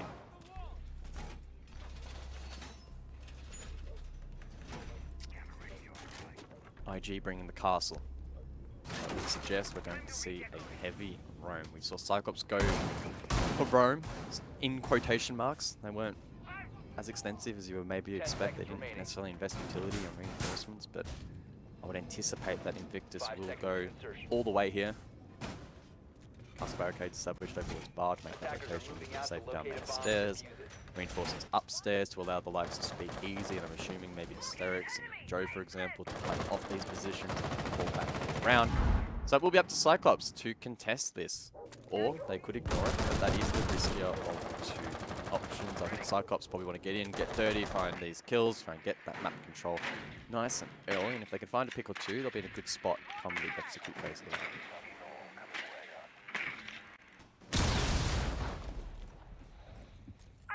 Good progress already, and you can see CAG are cautious about any aggression. Hello? Sorry, Gatorada's like, again, it's like, hey mate, sorry, there's a mosquito on your phone, let me just get that off for you. That is quite strange. Anyway, still alive, still kicking about, so Gatorada can ensure that he gets those EMPs out. Invictus falling off really early on this round, so not wanting to risk anything at all. 2 minutes still left in the round, so they'll fall back. CYCLOPS will need to re-drone, ensure that it is in fact clear up above. They'll confirm that quite swiftly. So good start for Cyclops. Just based on time management, it's probably fair to say they've got a slight advantage at the moment, but they cannot afford to slow down at all. The next step is to take first floor, start working vert. And it turns already over towards stock, that hatch open up. Maybe looking to find a cheeky open kill, but going to be tough. Jordan's mirror windows facing that position, so a blue drop compromise for Cyclops looking to go for that late round. That won't be their focus though at the moment. Again, wanting control of the objective, but Luna's been taken down cheaply by Anderson. Attackers have located a bomb. Making it very, very difficult now for Invictus, especially considering how much info Aga has just managed to ascertain from that drone. Gatorada as well. My God, it just feels like Invictus are always running behind, playing catch-up. And Cyclops always seemingly in the advantage. Black Red confident there's no impact trick, and so he's going to open up that hatch with 4 pellets straight away. Anderson also in a very dangerous position. Just look at the difference in time for Cyclops compared to when Invictus were attacking as well. They are so ready for this. Yeah, they're about 30 seconds ahead in terms of that timeline, and I think getting top floor quickly, it's probably facilitated that. The job not done though, still 5v4. Hysteric with 2 smoke babes can look to delay bot main stairs. Jordan, however, taken low elsewhere, so Cyclops really applying a lot of pressure. I thought that blue might be tricky to take, but with Jordan low, Cyclops might be able to capitalize upon this and start pitching outside. IG trying to get a read on what the play is for Cyclops. A lovely shot there. Anderson goes down, untraded. Jordan still low, but Cyclops need to figure out what the play is here, what they're going to push. Gatorada tries to make it work on this breach on the church wall, but the flank is unsuccessful. Speakeasy punished through the smoke. Black Ray as well finds Diffuser. one. It's all hysterics. They don't have the diffuser, but they hunt him down. Cyclops starts stronger on their attack. They are running away. The score is 5 rounds to 2. A wave of emotions in the final seconds there. I did not realize until the very dying seconds that the diffuser was in fact dropped over towards dirt. That would have been a heartbreaking way for the round to conclude if you're a Cyclops fan, but they do manage to scrape that final pick in the dying couple of seconds. Well played by Cyclops. Invictus looking uncomfortable. The time management from the attack forcing them into these uncomfortable positions. We head over towards CCTV and Cash now, and IG really need to start digging deep here on their map pick. Yes, it's only the second defense, but Cyclops are already so close to gaining that map point, and that's critical. Defenders, protect your bombs. Cyclops are just so hard to predict, aren't they? Like you said, diffuser on the opposite side to where a lot of the attackers are, and I think it's so hard to read for IG because Cyclops, if you were defending there, like when we were spectating some of the IG players, it was stressful. You just don't know, like, are they going to drop the blue hatch? Are they going to push through church? Are they going to come from main stairs? Are they going to go through dirt? Are they going to come through the kitchen hatch? You just don't know. It feels like Cyclops are everywhere at once. And that is the magic of their playstyle. They're so hard to predict. A lot of other teams, particularly Invictus, throughout what we've seen from them in this tournament, they telegraph everything they're doing because they're trying to play it by the book. They're trying to do what is regarded as seemingly meta and the most effective tactic available. Everyone dedicates to a specific objective. That's what a lot of people think Siege is, but Cyclops throws a spanner in the works.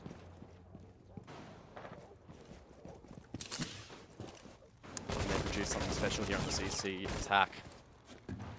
Gain that map point advantage and really apply pressure against Invictus here, who are struggling. I think that fatigue is starting to slowly but surely kick in. It's been a long couple of days.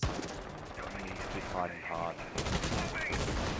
Anderson looking to combine with Suzu, open up the breach. EMP's available from Gatorada, they'll be thrown out. Trick from Luna, will it hit the mark? Oh, yes! love it. Well played. Awesome work there from Luna. The reattempt quickly from Anderson won't work out. Luna on the ball, and that's a good start for Invictus. Eventually this wall should get opened, all things considered, but the time wastage, the utility wastage, the frustration factor for Cyclops as well is going to be quite huge. Can Luna hit second tree? I don't know for sure. Anderson's taking a lot of damage, and there we go. It has been burnt. Perfect from Luna. Wow. That's an oldie but a goodie. Something you don't see very much these days, and Luna Metal's bandit juggling there may well have won the round for Invictus. Cyclops are going to have to work without a breach. Yes, maybe later they could try and use the Hibana, but I mean, this is going to be a hell of a challenge, especially considering a lot of Garage is also electrified thanks to the Kaid. I think Speakeasy is also going to juggle the rest of these pellets. Invictus are just outplaying Cyclops on the utility here. attacker's bomb diffuser has been dropped.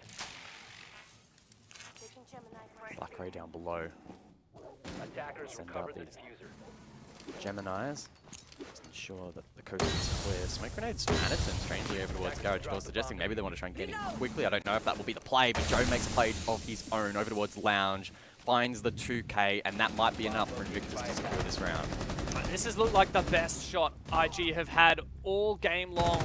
That said, CIG might have a way in through Garage. Suzu's got a low magazine though, needs to be careful. And with the freedom allowed to the defenders playing around that closed CCTV wall, it's going to be hella difficult now for CAG. Joe's having a laugh.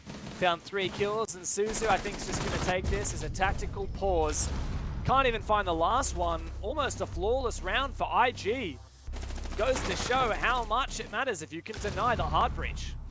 Yeah, really well played by Joe, and maybe CYCLOPS putting too many resources into below. I don't know what the end goal for them there necessarily was. Yes, having control down below can be good. You can also hit nades on players inside a cache, for example, but maybe too many eggs in that basket, and Joe dismantling it quite nicely. A good round from him, a strong showing, and that's what Invictus needed. Again, they're looking to prevent CYCLOPS from earning map point, and maybe they won't be able to completely turn that fortune around, but at least prevent it from happening at this stage and ensure that they don't have a significant buffer. So IG now, they'll rotate over towards Gym Bedroom. Mirror in play, I think, is going to be quite critical. Very potent on this particular objective in holding off the Logic push, and Jacuzzi once again as well. So excited to see how CYCLOPS will try and counter. Yeah, I think that surely Invictus are like knowing what just happened and thinking, okay, maybe if we play really technical, we can start to counter CYCLOPS, start to throw them off and force them to tighten up a lot of their more technical aspects of their gameplay, because you know it's hard to do on these other bomb sides, particularly there on that CCTV defense. Like that was that CYCLOPS stood no chance when they just weren't prepared to counter that bandit trick. Invictus are playing the mirror here on Gym, which is something we didn't really see from CYCLOPS, despite we discussed it a lot. But IG going for a much more conventional defense. We'll be testing again whether CYCLOPS is ready to counter it.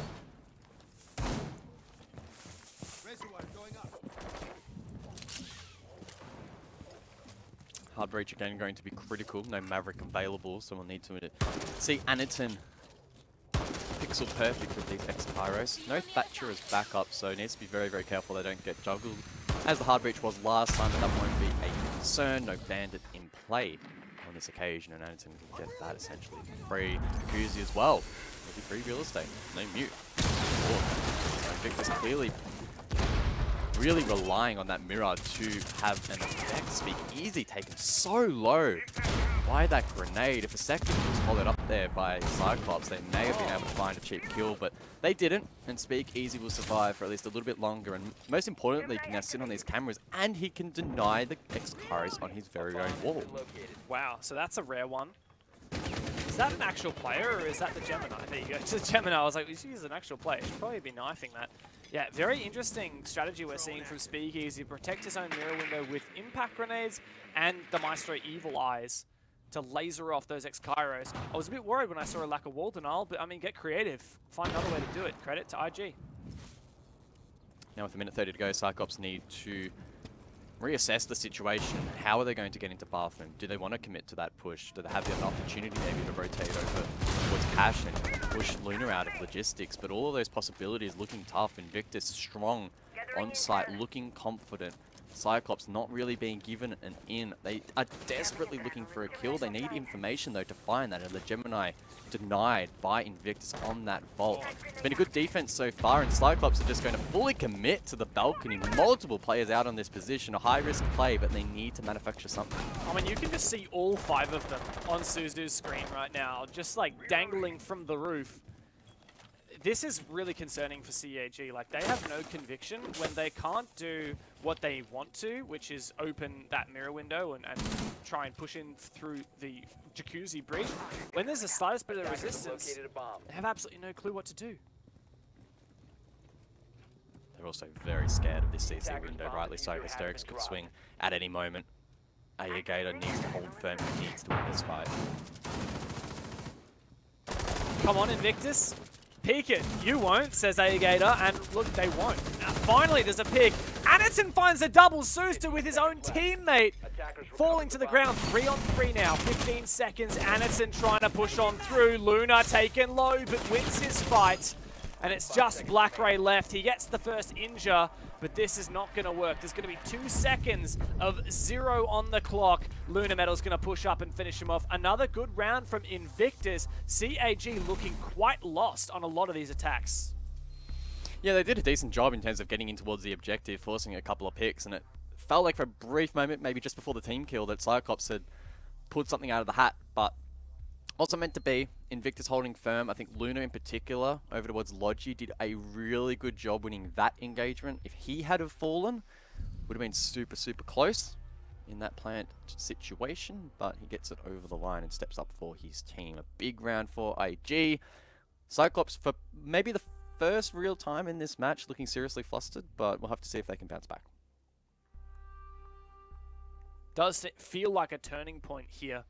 It's either 5-5 and an even reset, a boost for Invictus, Attackers need to an locate opportunity to and take defuse this bomb. map without going to overtime, or it is CYCLOPS getting match point at a potential 2-0 up in the series, keeping in mind that, I mean, if that happens, Invictus, in order to win and go to the 6th Invitational, they'll need to clean sweep, reverse sweep, 3 maps in a row, running on, what, that would make them playing 8 maps of Siege today? Considering they've already played 9 before this series started across the tournament this weekend.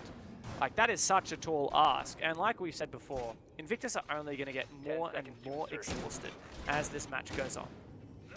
Yeah, we're only in the second map and I'm already starting to get tired, but that's probably more of an indication of my concentration level not being very good. But yeah, you're right. I think if it hasn't already started to kick in, it will very, very shortly here for Invictus, and I think they will not want this game to go to OT if they can save it. That will mean they need to win the next 3 rounds. So that's a full rotation. That's easier said than done, especially in the current meta. Most maps are maybe not exactly 50-50, but close to it, and 2-1 per rotation on the defensive side is often the par result. So bit of a tall order here for Invictus. We'll see what they can muster up here in round number 10. A quick entry from Gator. Towards Secret. And Drone now up main. Is there a player here that he's chasing? There might be. Just looking around. A fantastic drone. Perfect execution there from Gator. CYCLOPS are just so tight on their drones. Like, when there's a drone going in, there's always a player so close behind. And IG just did not expect CYCLOPS to already be that deep on this roam clear. Joe caught with his pants down, taken out. Now it's going to be a 5v4 for the remaining round. And I believe it's a 5v4 with no more roamers for Invictus. It looks like all 4 of the remaining defenders are back on site. CYCLOPS, they've got plenty of utility to clear up all of the hatches they would need to. That said, actually, there's a Kaid on the board. There's no Thatcher. Yeah. That is quite peculiar, and we did see a glimpse of Hysterics a long way off site, so maybe it's not all doom and gloom here for Invictus. Will a lack of Thatcher be very costly? CYCLOPS could go the long way around and nade this from main stairs, but that's just a pain in the butt, and I know CYCLOPS are not going to go for that, so how are they going to get through this? I'm still very scared of Hysterics. He could quite easily turn around and get a couple of kills, but it's Jordan elsewhere to get the first for Invictus, 4v4. Black Ray thought he saw an opportunity. He got pretty deep in blue. Oh, just look at that. Anderson takes down Speakeasy. That must have been a long angle from main stairs. A gas goes out rather. Anderson!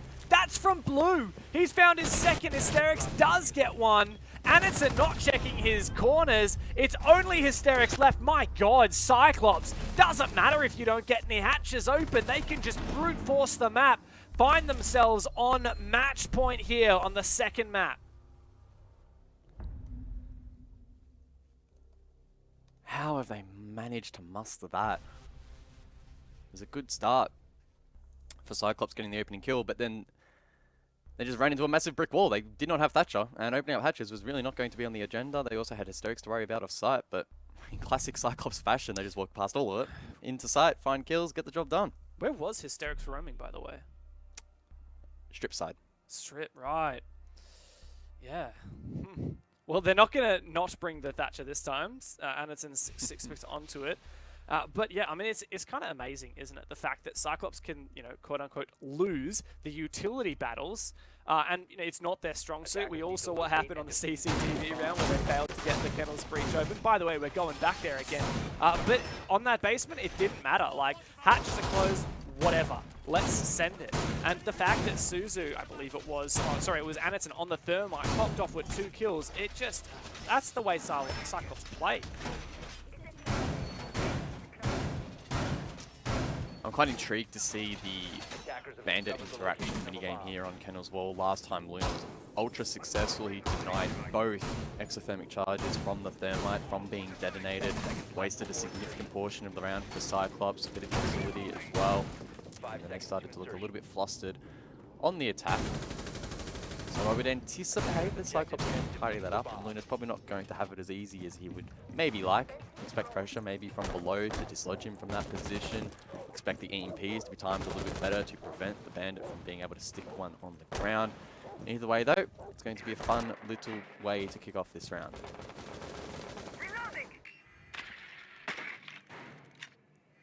I think that Cyclops now on their second attack here are going to have a lot more of an idea of what they want to do, especially if they are unsuccessful at this breach. In theory, though, like, they should be able to get it open, right? Like, the ye old Zephyr concussions to stun the Bandit. They also have an opening below, which it looks like that's what Agate is going to go for. This is not an angle that you really want to be contesting, though. If he prones to try and do this, he's actually going to impact it, which does not kill Luna. Oh, it breached anyway. Okay. That's unfortunate. Luna Metal might have just not had the timing there. Yeah, I think he might have got pushed off enough where he couldn't then recommit. Also good pressure from Joe over towards main stairs, not allowing A-Gator to push too far forward. I think did I play front door? Did I say red outline front door? I did! Yeah. Gatorada needs to be careful! But he gets the kill. Oh, wow. That was very strange. From Hysterics, and he does get punished. It's just amazing the turnaround, though, between like a player revealing their position on Invictus and Cyclops, like all 5 players on the team being aware of it and punishing it. That is a massive skill from their team chemistry is insane. Guz, this is surely going to be it. 5 versus 3 now. Breach is open. Cyclops have everything they could possibly ask for.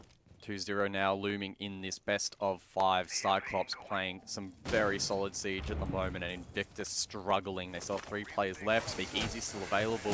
The star player for this team is going 1 and 8. Cyclops have completely locked him out of this match, and now they've droned his position. He is likely the next one to fall here for Invictus if Cyclops manage to get their grip around him and suffocate this player on rafters. It's looking very rough for Invictus. It's exactly what Cyclops are going to do. We've got Black Ray cutting off from the repel position. 3 players downstairs. It's Agator to find the headshot. No utility needed. Joe can trade it back, but is that really enough? Jordan, rather. And now it's Joe and himself. Got a couple gas babes, but 40 seconds left. There's not much time. Joe can find another one here. 2 versus 3, and still winnable for IG. Smoke Babe available. No Nitro, of course. Malusi recently lost that in exchange for the BPC. There's the last of the gas babes, delaying a bit of time, but Cyclops, once they reset, should have about 20 seconds to pull off this execute. Final drone just to confirm where some of these players are. Once again, great drone work from Cyclops. And there's good info as well for Invictus with a BPC on site. The plant going down. There's no C4 for Joe, nor for Jordan. Jordan's going to have to swing it. He goes to commit. He's taken down. And Cyclops 2-0 in the grand final. 1 map away from 6 Invitational. It really does feel like Cyclops are starting to run away with this one. A 7-4 victory, and they'll be very happy with that result. I don't think I've ever seen this MVP before, but that looks awesome. Addington says, "G'day guys, I'm going to ruin your day." And he had a fantastic map once again, continuing on his form from the first map. And I just honestly did not expect this result at all. Cyclops are clearly playing better at the moment, and I think their biggest standout that I've seen from them is their drone work has just been absolutely incredible. And it's one thing to get a drone in a good position and get good information, but it's the way in which Cyclops are playing off it at the moment, which is just so difficult for Invictus to counter. And it's looking very rough, I think, for Invictus at the moment. Cyclops definitely up and about. It feels like IG are an open book at this stage, and on top of that, like, this is not a sprint for them. This has been a marathon. We say that with a best of 5 in general. They're playing a best of 5 after playing a close 3-map best of 3 earlier this morning. This is so difficult now for IG to come back. They're going to have to reverse sweep. They will have played 14 maps over the course of the tournament if they can push it there. But honestly, it's hard to go past Cyclops for the 3-0. Oh, it's so difficult at this point, and I've been riding the Invictus train this entire weekend, right? So if there's anyone that's going to continue to back the Viv, it's me. But I am struggling at the moment to try and clutch at some straws for Invictus at the moment. Even APAC bias in the mix as well. They are really struggling at the moment. But it's not even that Invictus are playing particularly poorly, to be completely honest. In my opinion, Cyclops are just playing super well. They're clearly fresh. And again, on those attacks, their drone work and teamwork has just been on a whole nother level. And unfortunately, Invictus just not quite up to the task. So Cyclops, 1 map away. They have such a big buffer, confidence going all their way. They have their map pick up next in Bank as well. So it's very difficult to look past them at the moment. And when it comes to fatigue, right, you'd think that it's the communication, the really quick reaction time and decision making that would suffer when you've been playing Siege for like 8 hours straight, especially at this level of intensity. And those are the big strengths of CAG, right? Like their communication is on point. They almost, it's like their hive mind, right? Like one player gets a bit of information and the second player just knows exactly immediately thanks to good comms, good team chemistry. And also like these are sharp players. Like Cyclops, they are very mechanically skilled. IG are as well, but even you mentioned it in that final round, like Speakeasy, 1 and 8, the star player for IG, struggling. They are going to have such a tough time on Bank. I mean, when have we seen Speakeasy? I cannot think of the last time Speakeasy's probably even gone negative, never mind 1 and 8, and that's not to put anything on him, not to cast any negatives on Speakeasy in particular. That is full props to Cyclops to shut down the best player in the league. Such an impressive effort, and that's, I think, a highlight of how well they've been playing so far this afternoon. Of course, the job's not done just yet, but they are now so close to heading to the 6th Invitational. That's it, 1 map away. Bank is all that stands in the way for Cyclops, and the Japanese fans will no doubt be rallying to get a representative of their country at the 6th Invitational. Map 3 is coming up next.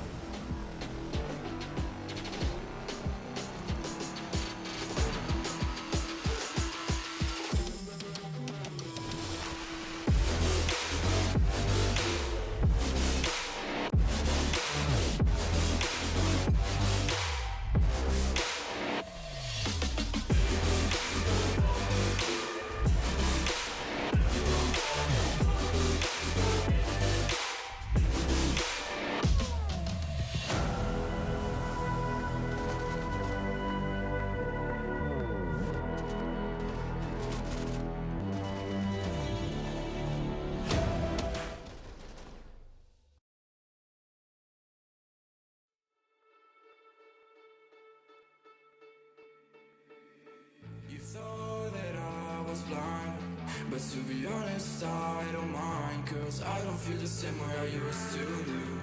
Every time I see you, know the truth, cause baby, every fucking time you've played me,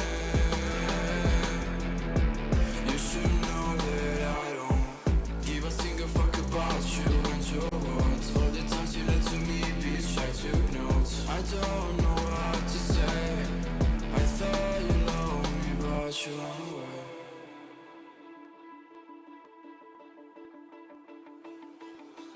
I've been living in the shadows for a while. Demons calling me from the afterlife.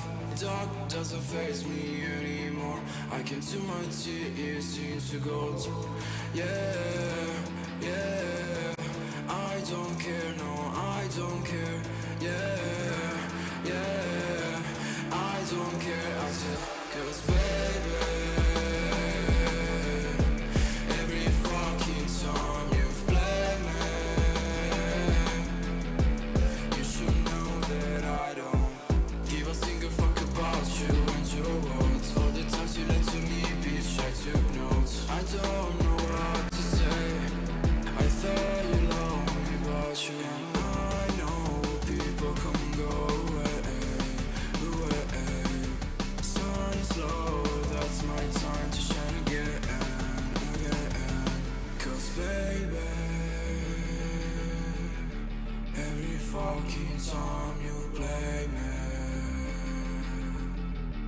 You should know that I don't.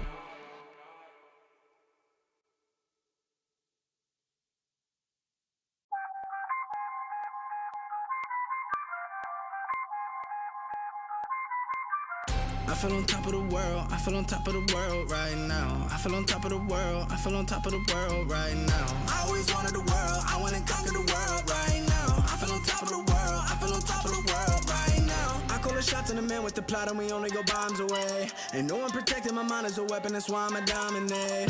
Taking advantage of every second, now I ain't got time to waste. They all tryna sign my name, they want me to sign my name. Counting your blessing while I count that in my winnings. We take 50s and 100s and throw them up to the ceiling. Everything I envision, now everybody gon' witness. Only difference between us is I ain't stop till I finish, yeah. I feel on top of the world, I feel on top of the world right now. I feel on top of the world, I feel on top of the world right now. I always wanted the world, I wanna conquer the world right now. I feel on top of the world, I feel on top of the world right now. I'm not a savage, you've been distracted, your best my average. There's a reason for that's a fact, so they snapping back, mad at the fact that I don't have a backup plan. I ain't need that, outworking everybody when I relax, so I ain't tripping about none of y'all feedback. Heard that, wonder when I'm gonna peak at, and that's why you count your blessing while I count that in my winnings. We take 50s and 100s and throw them up to the ceiling. Everything I envision, now everybody gon' witness. Only difference between us is I ain't stop till I finish, yeah.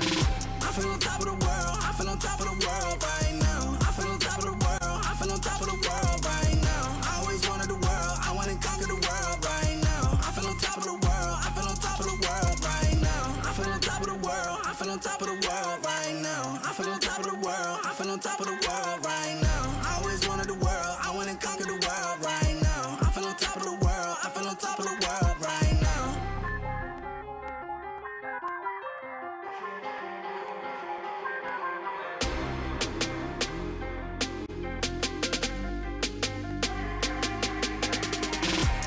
Shots in the man with the plot and we only go bombs away. And no one protecting my mind as a weapon, that's why I'ma dominate. Taking advantage of every second, now I ain't got time to waste. They all tryna sign my name, they want me to sign my name. Counting your blessing while I count that in my winnings. We take 50s and 100s and throw them up to the ceiling. Everything I envision, now everybody gon' witness. Only difference between us is I ain't stop till I finish, yeah. I feel on top of the world, I feel on top of the world right now. I feel on top of the world, I feel on top of the world right now. I always wanted the world, I wanna conquer the world right now. I feel on top of the world, I feel on top of the world right now.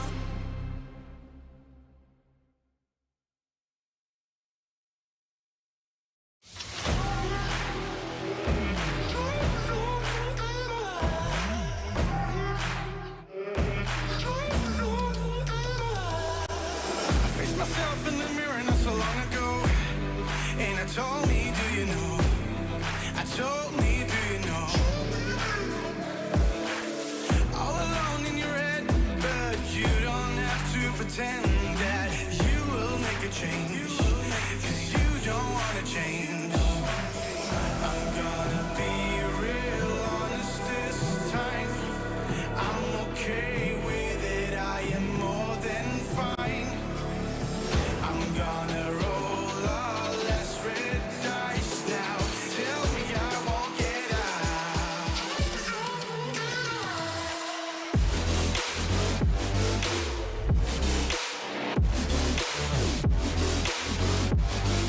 Tell me I won't get out.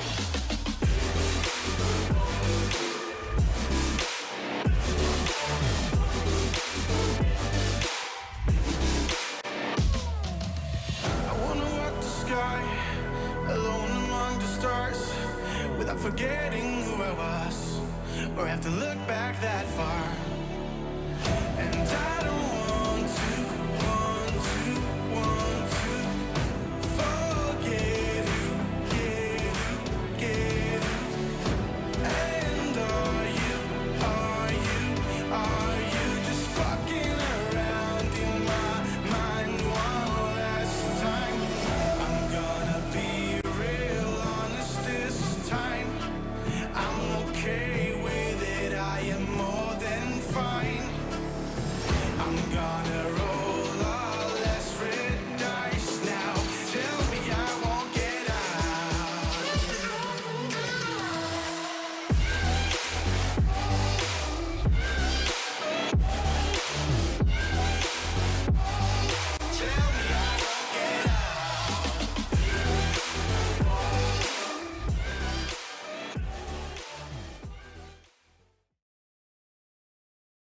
Welcome back. We are potentially one map away from finishing this series and finishing our grand final, sending a team to the Six Invitational, the final APAC team. CYCLOPS have kind of surprised us, guys, not gonna lie. IG have not stood a chance so far.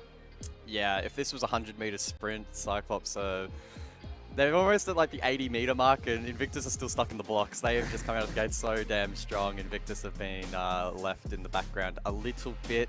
Not all hope is lost, though. There is a very slim opportunity for Invictus to perform a miracle and go for the reverse sweep. But unfortunately for them, we are now going to a CYCLOPS map pick, so the odds well and truly stacked against them. This is going to be so tough for Invictus to bounce back from. CYCLOPS so close to punching their ticket to Montreal. That's it. Last ditch effort for Invictus. It is reverse sweep or go home and miss out on the Sixth Invitational. A gutting year it has been for both of these teams. Arguably both of them deserve to be there, and they demonstrated that throughout the entire of 2021. Invictus had a slow start, but then a phenomenal performance in Stage 2 and Stage 3, yet it still was not enough for them to make it to SI. CYCLOPS, similar but the reverse. Stage 1 and Stage 2, they were fantastic. Stage 3 was just not their cup of tea, and as a result, these teams, only one can go on through. Now, Bank is not a map we've got a lot of info on for these teams, particularly CYCLOPS, who are the ones who picked it. So it's hard to come into this with a lot of expectation. So just take it as it comes, I guess. Montag being banned out by CYCLOPS, funnily enough, on this occasion. So once again, not available for Anaton from CYCLOPS or Lunar Metal from Invictus. Kaid to follow up. So CYCLOPS, if they don't want to play Thatcher, don't have to be as concerned. We saw that be a significant roadblock in one of their basement attacks on Clubhouse, where they got control of the hatches and then went, oh wait, we can't open them. So Kaid, again, on a map very hatch heavy like Bank, just not wanting to deal with that, so that makes sense. And the final defensive ban will be the Valkyrie, which again was employed quite nicely on Clubhouse in particular by CYCLOPS. So the ban phase making sense thus far, and like I sort of mentioned just briefly before, take it as it comes and see what CYCLOPS are made of. Yeah, I think it's great, particularly that Kaid ban, just exactly what you're saying. CYCLOPS don't want to run a Thatcher. They don't want to spend 10 years mavericking all these hatches open, so instead they're going to go for Thermite. Wouldn't be surprised if Buck here has hard breach charges as a secondary option as well. Each one can get a single hatch. That's why you ban Hibana, right? Like, to really limit the number of hatches that you can get, because Hibana's a hatch machine. She can just get as many as she likes. But a lot of these other operators, like Thermite and Ace and Maverick, they can only get a maximum of 2. You chuck a Buck in there, you chuck a couple of secondary hard breaches in there, and you're in a much more comfortable position. Ready, set, Banshee deployed. And again, just to reiterate, the spot has the Invitational on the line here. CYCLOPS only a single map away. And only just missed out on qualifying in the top 16 for the global standings by 10 points was all that separated them to Rogue. Each with 720, Rogue with 730. That's crazy. And that 10 points is the matter of, I think, maybe like one position at an APAC playoffs. So that was super, super heartbreaking for CYCLOPS, but it did mean that through the global standings, they earned their position here in the closed qualifier. And they've been showing so far that they probably do deserve that spot at Montreal. And they want to go back to the global stage and make a bit of an indent. Unfortunately, at Six Invitational 2021, they kind of struggled a little bit. Unfortunately, actually equal, funnily enough, with Giants now Invictus in that 17th to 18th spot. And they only did manage to win 2 maps. And yeah, not the best of performances from them. So again, CYCLOPS down the box position to go back to that stage and try and make a statement, fly the flag proudly for Japan. Yeah, and look, to continue and talking global performances, exactly like you said, CYCLOPS, Japanese team, there were no Japanese teams in Sweden at that major, and CYCLOPS, well, they certainly gave their fans something to cheer for in Mexico. They almost eliminated Team 1, the Brazilians, who ended up winning the entire major. And CAG have made a name for themselves on that global stage, but always just fallen short of something truly remarkable. Invictus, very similar. They made it to the Sweden major. They were all set up for a phenomenal performance, and then unfortunately, Hysterics couldn't go. He had his national service to attend to, and their coach had to fill in instead. now Invictus, well, they have a real chance at making it big at the International Major with their full roster, and Speakeasy's already started map 3 here with a C4. An open area defense here from Invictus, and post rework or adjustment on this particular map, open area now a little bit more viable, the way in which it has been slightly altered. Still though, can be a challenging prospect, but a good start there from Speakeasy, utilizing the pulse, a great nitro cell up above in towards CEO to find that first kill, and he can continue to provide information with that heartbeat stand with the rest of the roster. Elsewhere there, over towards Towers, Suzu find a trade. That's Jordan dealt with, and now Cyclops can try to solidify this position. Getting some vertical angles down towards the box site as well. A bit awkward for Aegator. The Cyclops are running out of time, however. A little bit of hard reach though on these staff walls could be immense for them, really cracking open that hard to open bomb site. 45 seconds now available for Cyclops to drone ahead. Think about how they want to approach this particular objective. Diffuser in the hands of Suzu, the hard breach operator. He'll want to try and get in. I'm assuming they're setting up for maybe a double door plan at kitchen, maybe some coverage over towards square, but that will be tough. Gator though will now get the man advantage. That's all the way above the top four they've dealt with. That's a pretty significant pick. Hysterics as well being flashed out of that blue position. Cyclops with a lot of pressure at the moment, and another pick. Yeah, and that's a huge one. Now it's just Speakeasy here. Started off this round with a good C4, drops the diffuser, but Cyclops are no easy opponents. They make quick work of the remaining defender on site. A good start here, though they did leave it very, very late. They did indeed, but they made it work. And again, I'm assuming they had some pretty good information in the site. They seemed to win those final few engagements with relative ease. And a good snappy final trade there from Cyclops, a trademark really of their attacks in this matchup. It has been so difficult for IG to crawl back from any sort of frag or disadvantage. Often Cyclops are able to stack one on top of another and really run away with a lot of these rounds. So that may be a trend that continues here on Bank. That said, there are sometimes matches, some head-to-heads where it can lean heavily into the defense. So can't get too far ahead of ourselves just yet. Basement, often a pretty big telling sign as to how a match is going to play out, right? Do we see a very traditional bunker down playstyle from IG where they lean heavily into the smoke babes and the nitro cells and the yokai drones? Or do we see something a little bit more aggressive? They have a mirror if they wanted to roam up above. They could also lean into banshees and then transition their yokais to the first floor and the second floor. But from what we're seeing so far, I didn't see where that first mirror window went down. I think maybe it's pointed towards main stairs. No? Yes, I think it is. It's a soft one, yeah. Yeah, either way, so far, getting an indication that IG are not playing ultra aggressive. They did do a bit of setup up above maybe though, so it might just be hatches. We'll have to wait and see, of course, just how it gets approached. Cyclops in response. Of course, with no Hibana available, it means that the economy for hard breach can be compromised a little bit, but as we often see, Buck now is just so damn powerful. Not only is he a great operator in his own right with the skeleton key utility, but now with the double secondary hard breach, on Bank in particular, he is so potent. Yeah, Cyclops have got plenty of ingredients to crack open this site, open up the two main hatches that they would need. The only thing is, like, maybe there's like one potential hash that they would like that they can't get. At the moment, they're droning out lobby quite early in the round. I don't know if that telegraphs that they're going to go for a vault push, but you know, my instinct tells me that this is going to be an open area push, like very standard. You end up executing through server, but maybe Cyclops will show us something different. They are the team that likes to do that. Once again, the drone work from Cyclops, relentless. They have a constant stream of information being fed to these fraggers. Look how quick Gatorada is to sweep around those main stairs and force Joe back. In fact, by Cyclops standards, that was probably a little bit slow, to be completely honest, but they've been so tight on their drones. But Joe given an opportunity to fall back, leaving things now in a 5 versus 5. Cyclops collect themselves, they work these hatches. You can see that secondary hard breach in the hands of Black Ray will work those elevator hatches. Elsewhere in the groundwork, very solid from Cyclops at the moment, but arguably this is the easy part of the round that has now concluded, has been dealt with.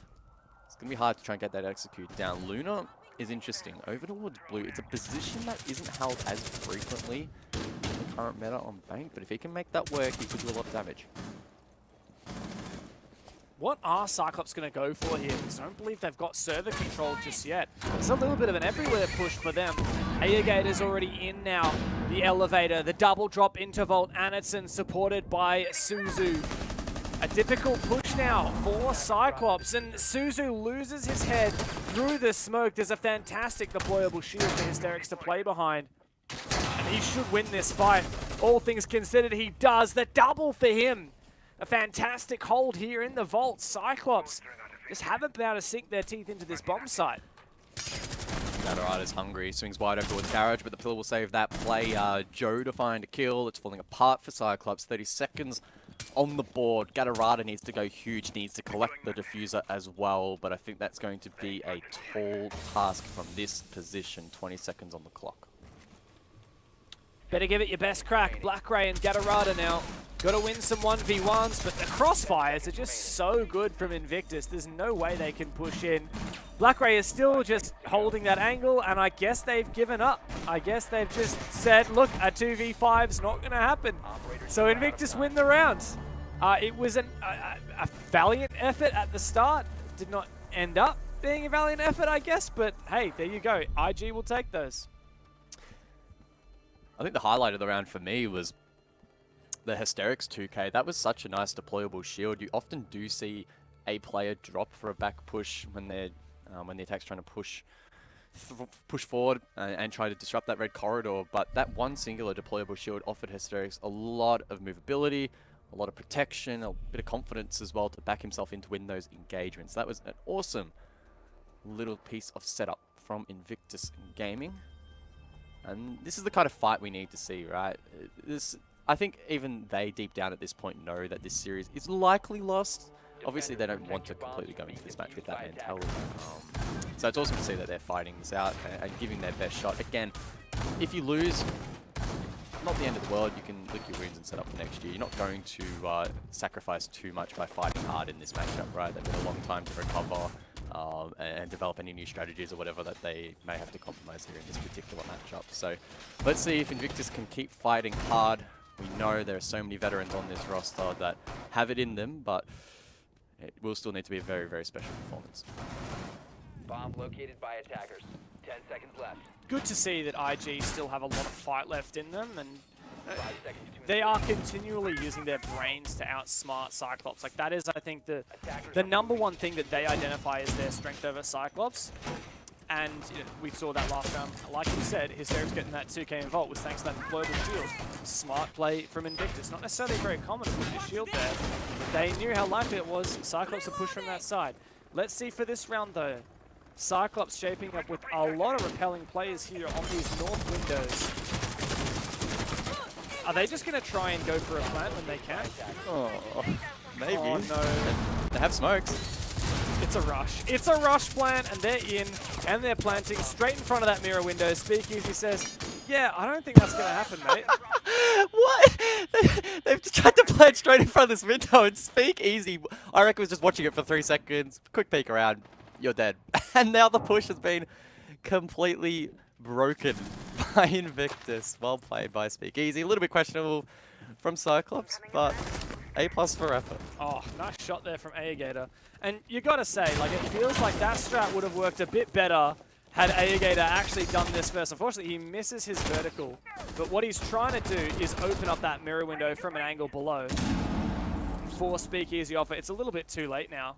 I mean, there are so many things that CAG could have done there. Like, Anderson could have smoked off the mirror window. But I mean, number one, just don't swing in straight in front of an open mirror window. Hey, or an exposed mirror window. Swing in, yeah, but like smoke up the mirror window or pop the mirror window first, you know? Oh my god! Maybe not. What an angle. Wow. Pop the mirror window and get popped in response. Strong shot there from Speakeasy. And a good round from Invictus. They are again outsmarting their opponents. Cyclops doing some very questionable behavior, but Invictus reading into it nicely. CAG going to go to bed without available. supper, just saying. Yeah. Black Ray, what can he do from this position? Outside of stock. Looks pretty eager to try and get inside and establish control, but Easier said than done. Jordan's won from this portion of the map. And it's an elsewhere though. Oh, clean shot. On to speak easy, nice angle. Luna as well, of course, on the clash. So that means there's only 2 guns up and ready for Invictus. That could make things very interesting. What's AGATOR going to do, though? That's my question. Lurking in lobby and cheekily looking for an opportunity. That's the way that CAG play. They just teeter around the edge and look for something that they could perhaps do. Nice job there clearing out that castle barricade, giving Anderson a lot more vision in sight. Blackray is rotating over to support Anderson, but there is a piece of barbed wire to contest it. They start to push on up. He checks the angle to the right. He doesn't win the fight. The refrag comes through. This is very winnable. Unthinkable that IG could potentially win the round. CYCLOPS, after what can only be called a disastrous start, somehow pull that rabbit out of a hat. Oh, AGATOR. He's a bit of an enigma. Popping off here for CYCLOPS, a big round. He spent the majority of it downstairs lurking around, got the pick for the trade. And then eventually the trade elsewhere over towards Elevator, and the nice sneaky little 2K as well at the very end of that round. A quick 2K in fact, preventing Luna from clutching up on the clash. Very well played there by CYCLOPS. Maybe if you forget about the first 30 seconds. Outside of that, it was pretty solid. And now Invictus need to try and bounce back. They can fall to staff an open area. The first site in which they attempted to and defuse as many bombs as they can. And that didn't work out so well for them. CYCLOPS, despite Invictus having the opening kill, it was a vertical C4. I believe it was it a Pulse player at the time? Yeah, Speakeasy. Despite that, CYCLOPS still managed to fight back, and you can see how much IG are leaning into this mirror every single round they have brought it. Now, yes, it was pretty instrumental in them denying the plant at the start of last round, but the thing with mirror windows is they're very powerful, but they're also very predictable. When you see a mirror window, you can basically guarantee that there is a player behind it. So you don't need to drone out that player. You know that there's one there. And also mirror windows, like, you know how to deal with them. Go below, smoke them off, knife the mirror, like hit under them. Like, there are so many different things. CYCLOPS, they like being unpredictable. Changing mags. That's a very good way to describe them, yeah. Yes, man. Let's see what they can throw at their opponents this time, though. I just have an inkling that someone from CYCLOPS wants to jump into that window right now, but they need to restrain themselves a little bit. CYCLOPS are a team that, whilst can be unpredictable and produce some fun seeds, can sometimes push their luck a little bit too far and get a little bit too risky. I feel like that's one of the virtues of their playstyle, though, because Yeah, I mean, it's a double-edged sword, right? I mean, the fact that they do that means that Invictus always have to be ready for it. They always have to be worrying, hey, what if someone just rushes and tries to plant right now? Must be a scary prospect. Steric's in a pretty scary position upstairs, but holding a key position at that, over towards Elevator, looking to slow down any sort of vert play from CYCLOPS, and considering they have a buck on the board, I'm assuming that will be on the agenda. Good drone work over towards lobby. AGATOR can call that clear, so if he wants to sneak in, maybe work his way up and support the team, or push Elevator hallway, maybe even through towers, he should be able to do so. Stoke's still up above though. Droned out. Good work there from AGATOR. I don't think anyone can really immediately follow that up, and in fact Hysterics will drop straight away. Straight down the hatch, not wanting any part of this. CYCLOPS have made some good progress, albeit this has been a quiet round. Opening up the floor now and looking for opportunities to take down players on site. AGATOR's actually snuck all the way into the basement. He's going to find one. Oh, come on, Luna. Oh, no way Luna gets finished off. He tried to run for it, but that LMG packs a punch. AGATOR's found the opening pick now for CAG. Time ticking down, but a whole minute left. Oh, no way. Wow, you can run, but you can't hide from CYCLOPS. 2 quick kills, 50 seconds on the board. IG struggling to hold back this aggression. Someone needs to step up. Speak easy. Probably looking at him maybe to pop off. I'm assuming there's decent intel with those Evil Eyes likely in the objective itself, but still going to become 30 seconds for CYCLOPS, 5 drones available, hard bridge utility as well. They have everything going their way on the side of the attack. Speakeasy in such a strong position. We've seen him work some magic from this spot. And he's going to have to this round. 2 versus 5 now for Speakeasy and Hysterics, the 2 big hitters on this roster. The plant's going down, attempted denying it. 1v5 now for Speakeasy. He can't even finish off the first kill. CYCLOPS on this third and potentially final map have a flawless round to march on forward. Pretty impressive round there from CYCLOPS. When it started to feel like they were being stalled out, they were able to find a couple of picks. Their relentless aggression and droning off site served them well. They got those kills and were able to choke out the remaining defenders. Open area is a pretty decent site, but once you start to get exposed to so many angles like that, it can start to feel like a bit of a kill box.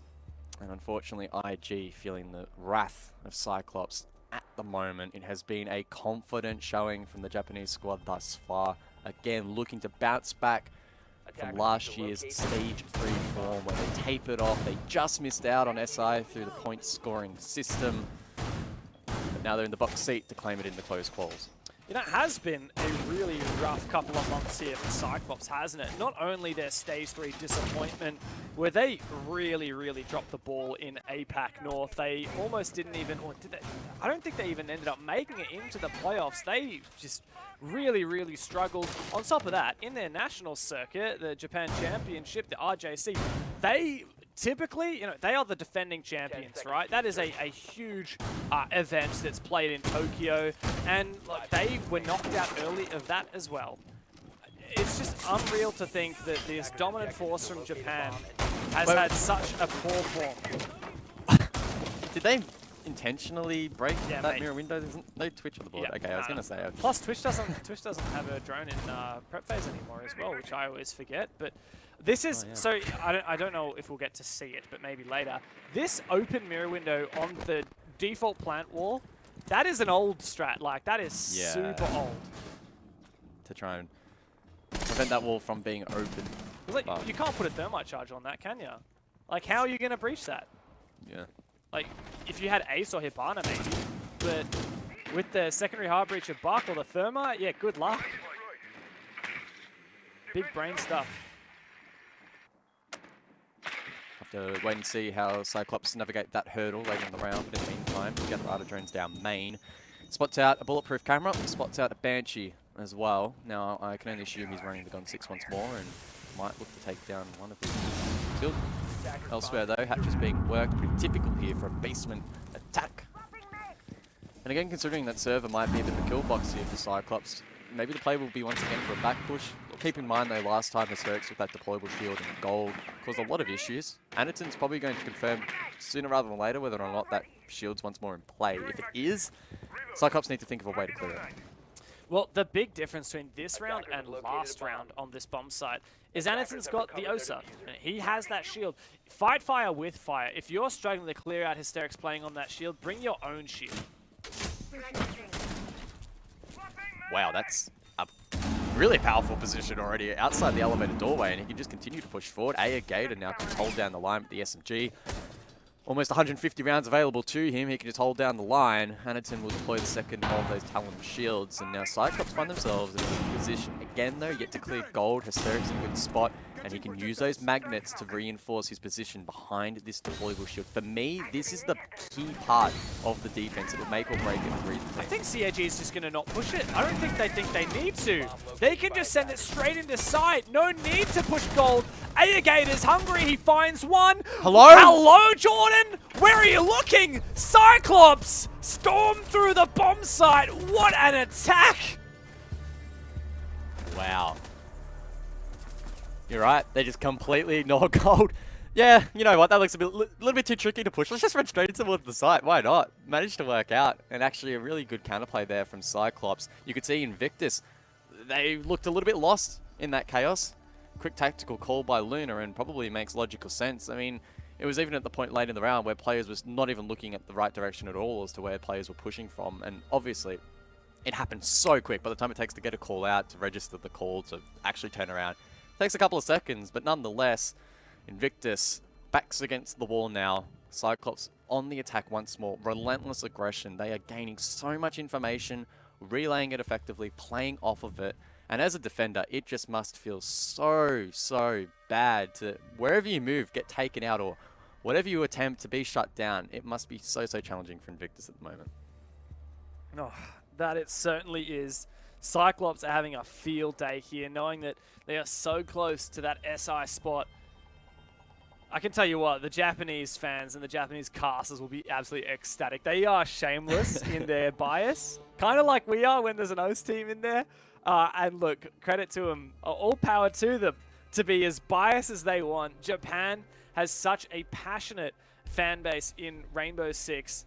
And, I mean, they missed out on having a representative in Sweden. They, for damn sure, do not want to have the same happen for Six Invitational. And with how good Cyclops are looking against IG, I would hate to see CAG miss out on that event.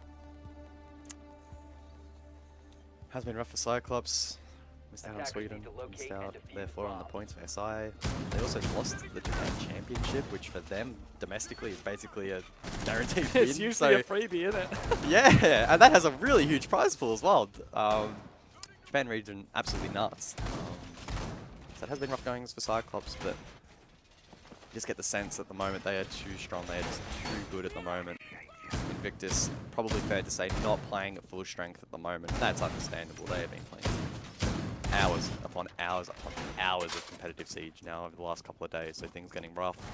And ultimately, if it wasn't for the Knights being unable to field a team for this competition, they wouldn't even be here. So Invictus, maybe our expectations were a little bit too high, but I still think they are a very strong team. And ultimately, if Cyclops do get this across the line, IG, regardless of the circumstances surrounding this match, will be pretty disappointed, but at the same time, they got a free shot basically at SI, and they have put their best foot forward where possible.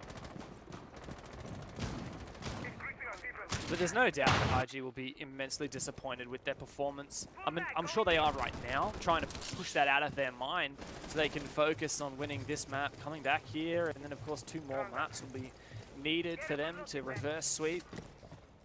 But it's an immense disappointment.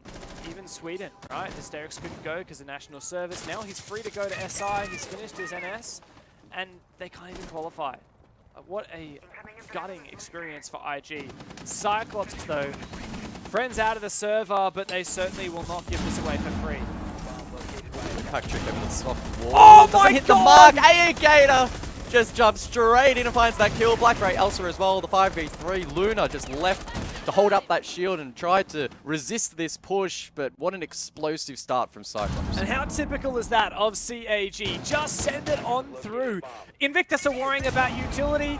We don't care. We'll just push on in, and the Finker, of course, will help to revive that Zofia player who had been down by the C4. Now IG are desperately holding on with just 3 players left. All of their positions realistically known by Cyclops. Anderson's on the window, and he is having a field day. Joe goes large for 2 kills. Now it's a 2 versus 3, and Luna Metal's got to chuck that shield on the back. It still won't matter. Joe has to 1 versus 5. He's found 3 kills already, and 2 more are going to be needed, but it's CAG for a 5-1-half. 2 rounds away from 6 Invitational. Another big round from Cyclops, and they are just absolutely using and abusing the LMG meta, popping off. Gatorada, last I saw, 11-1. Absolutely insane effort from him. Oh my God. Cyclops are running away with this one at the moment. A 5-1 lead. And no signs of them slowing down anytime soon. We will see, of course, the side switch as we enter round 7. So there might be a slight momentum shift on the horizon, but it's such a huge buffer, such a huge lead. Very tricky to see Invictus come back from this one. And look, to be honest, I would have expected the defense to be favored here on Bank, even maybe just marginally, right? Like, Cyclops picked this map, IG got to pick the starting side, IG chose to start on defense, and, well, they, to be frank, did piss all when they had the opportunity. Now, they're on attack, right? They have got to really show us something amazing here, because if they don't, they're going to go down with barely a fight.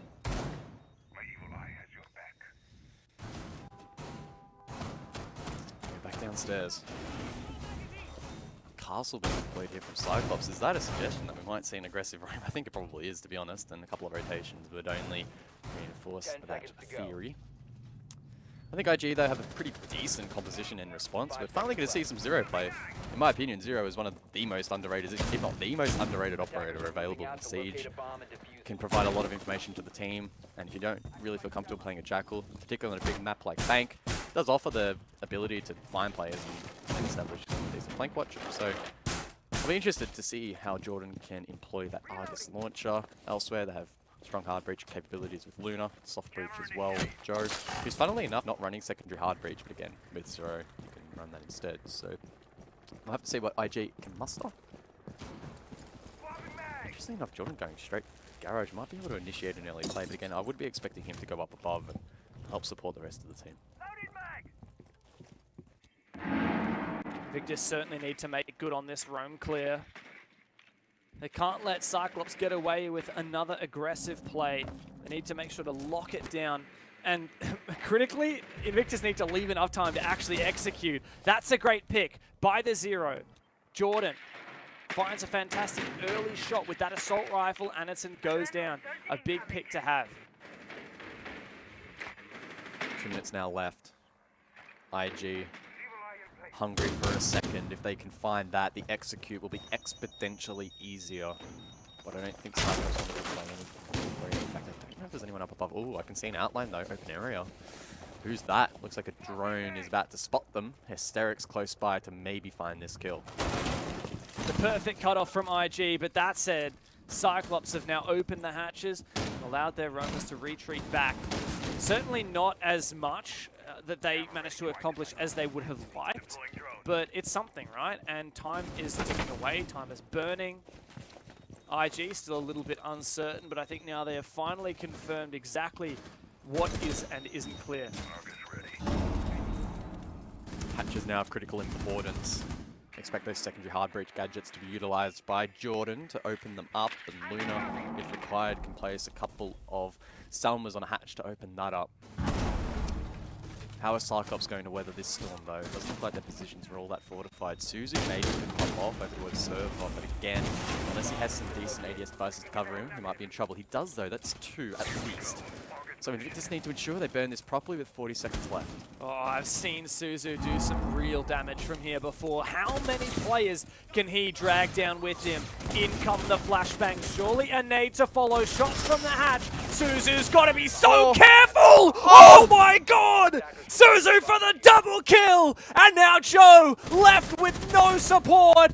He finally takes him down, but oh my god! Suzu found another one! Hysterics! In a last desperate ditch effort, the 2 versus 2. This is possible for Invictus, but not if Black Ray's got anything to say about it. Cyclops have themselves match points and 1 round away from that 6 Invitational. At every twist and turn, Cyclops are ready and waiting to capitalize. That is a round-winning play from Suzu. A huge 3K.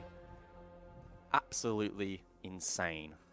And Invictus unable to recover that round despite it still being all so close. A 5-round lead. Map point, match point, 6 invitational qualification point now obtained by Cyclops, edging closer and closer to earning that spot. Certainly a stressful position to be in for IG. 6-1 down on an elimination point. Their chances of 6 Invitational resting oh so narrowly on a reverse sweep here on Bank and a reverse sweep for the series.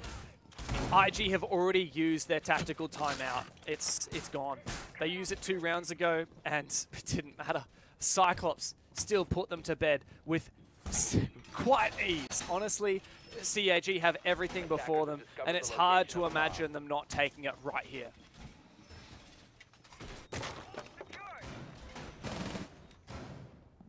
Been a good showing from Cyclops in the close qualifier.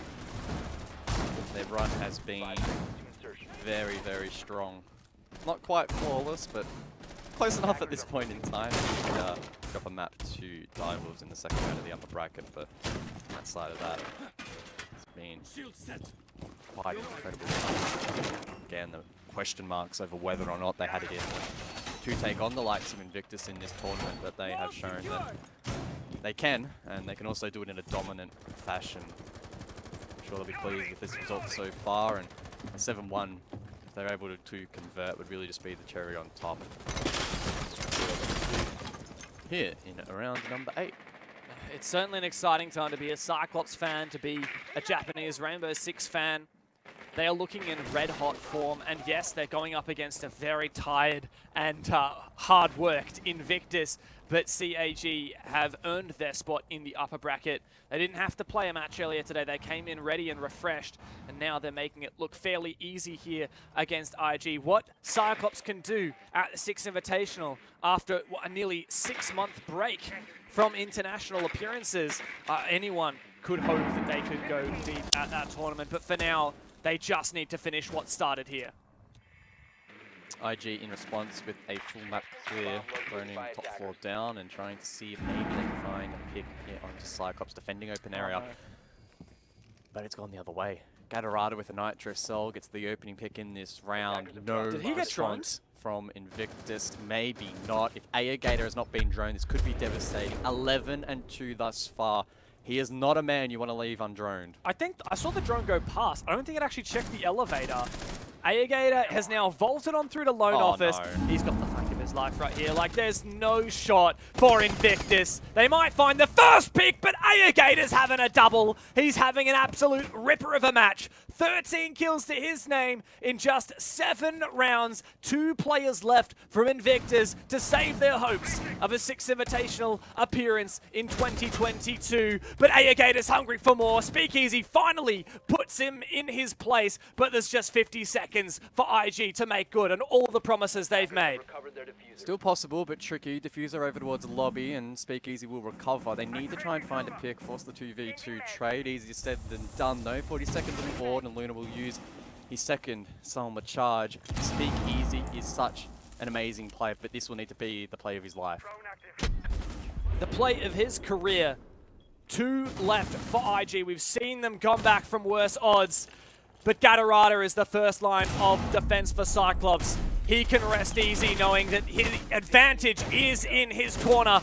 IG are desperately clawing for a spot at Six Invitational, but it has been stolen. Cyclops, a quick 3-0 in this final of the APAC Six Invitational closed qualifiers. They will head to Montreal in just 1 month's time and be the final APAC team represented at the World Finals.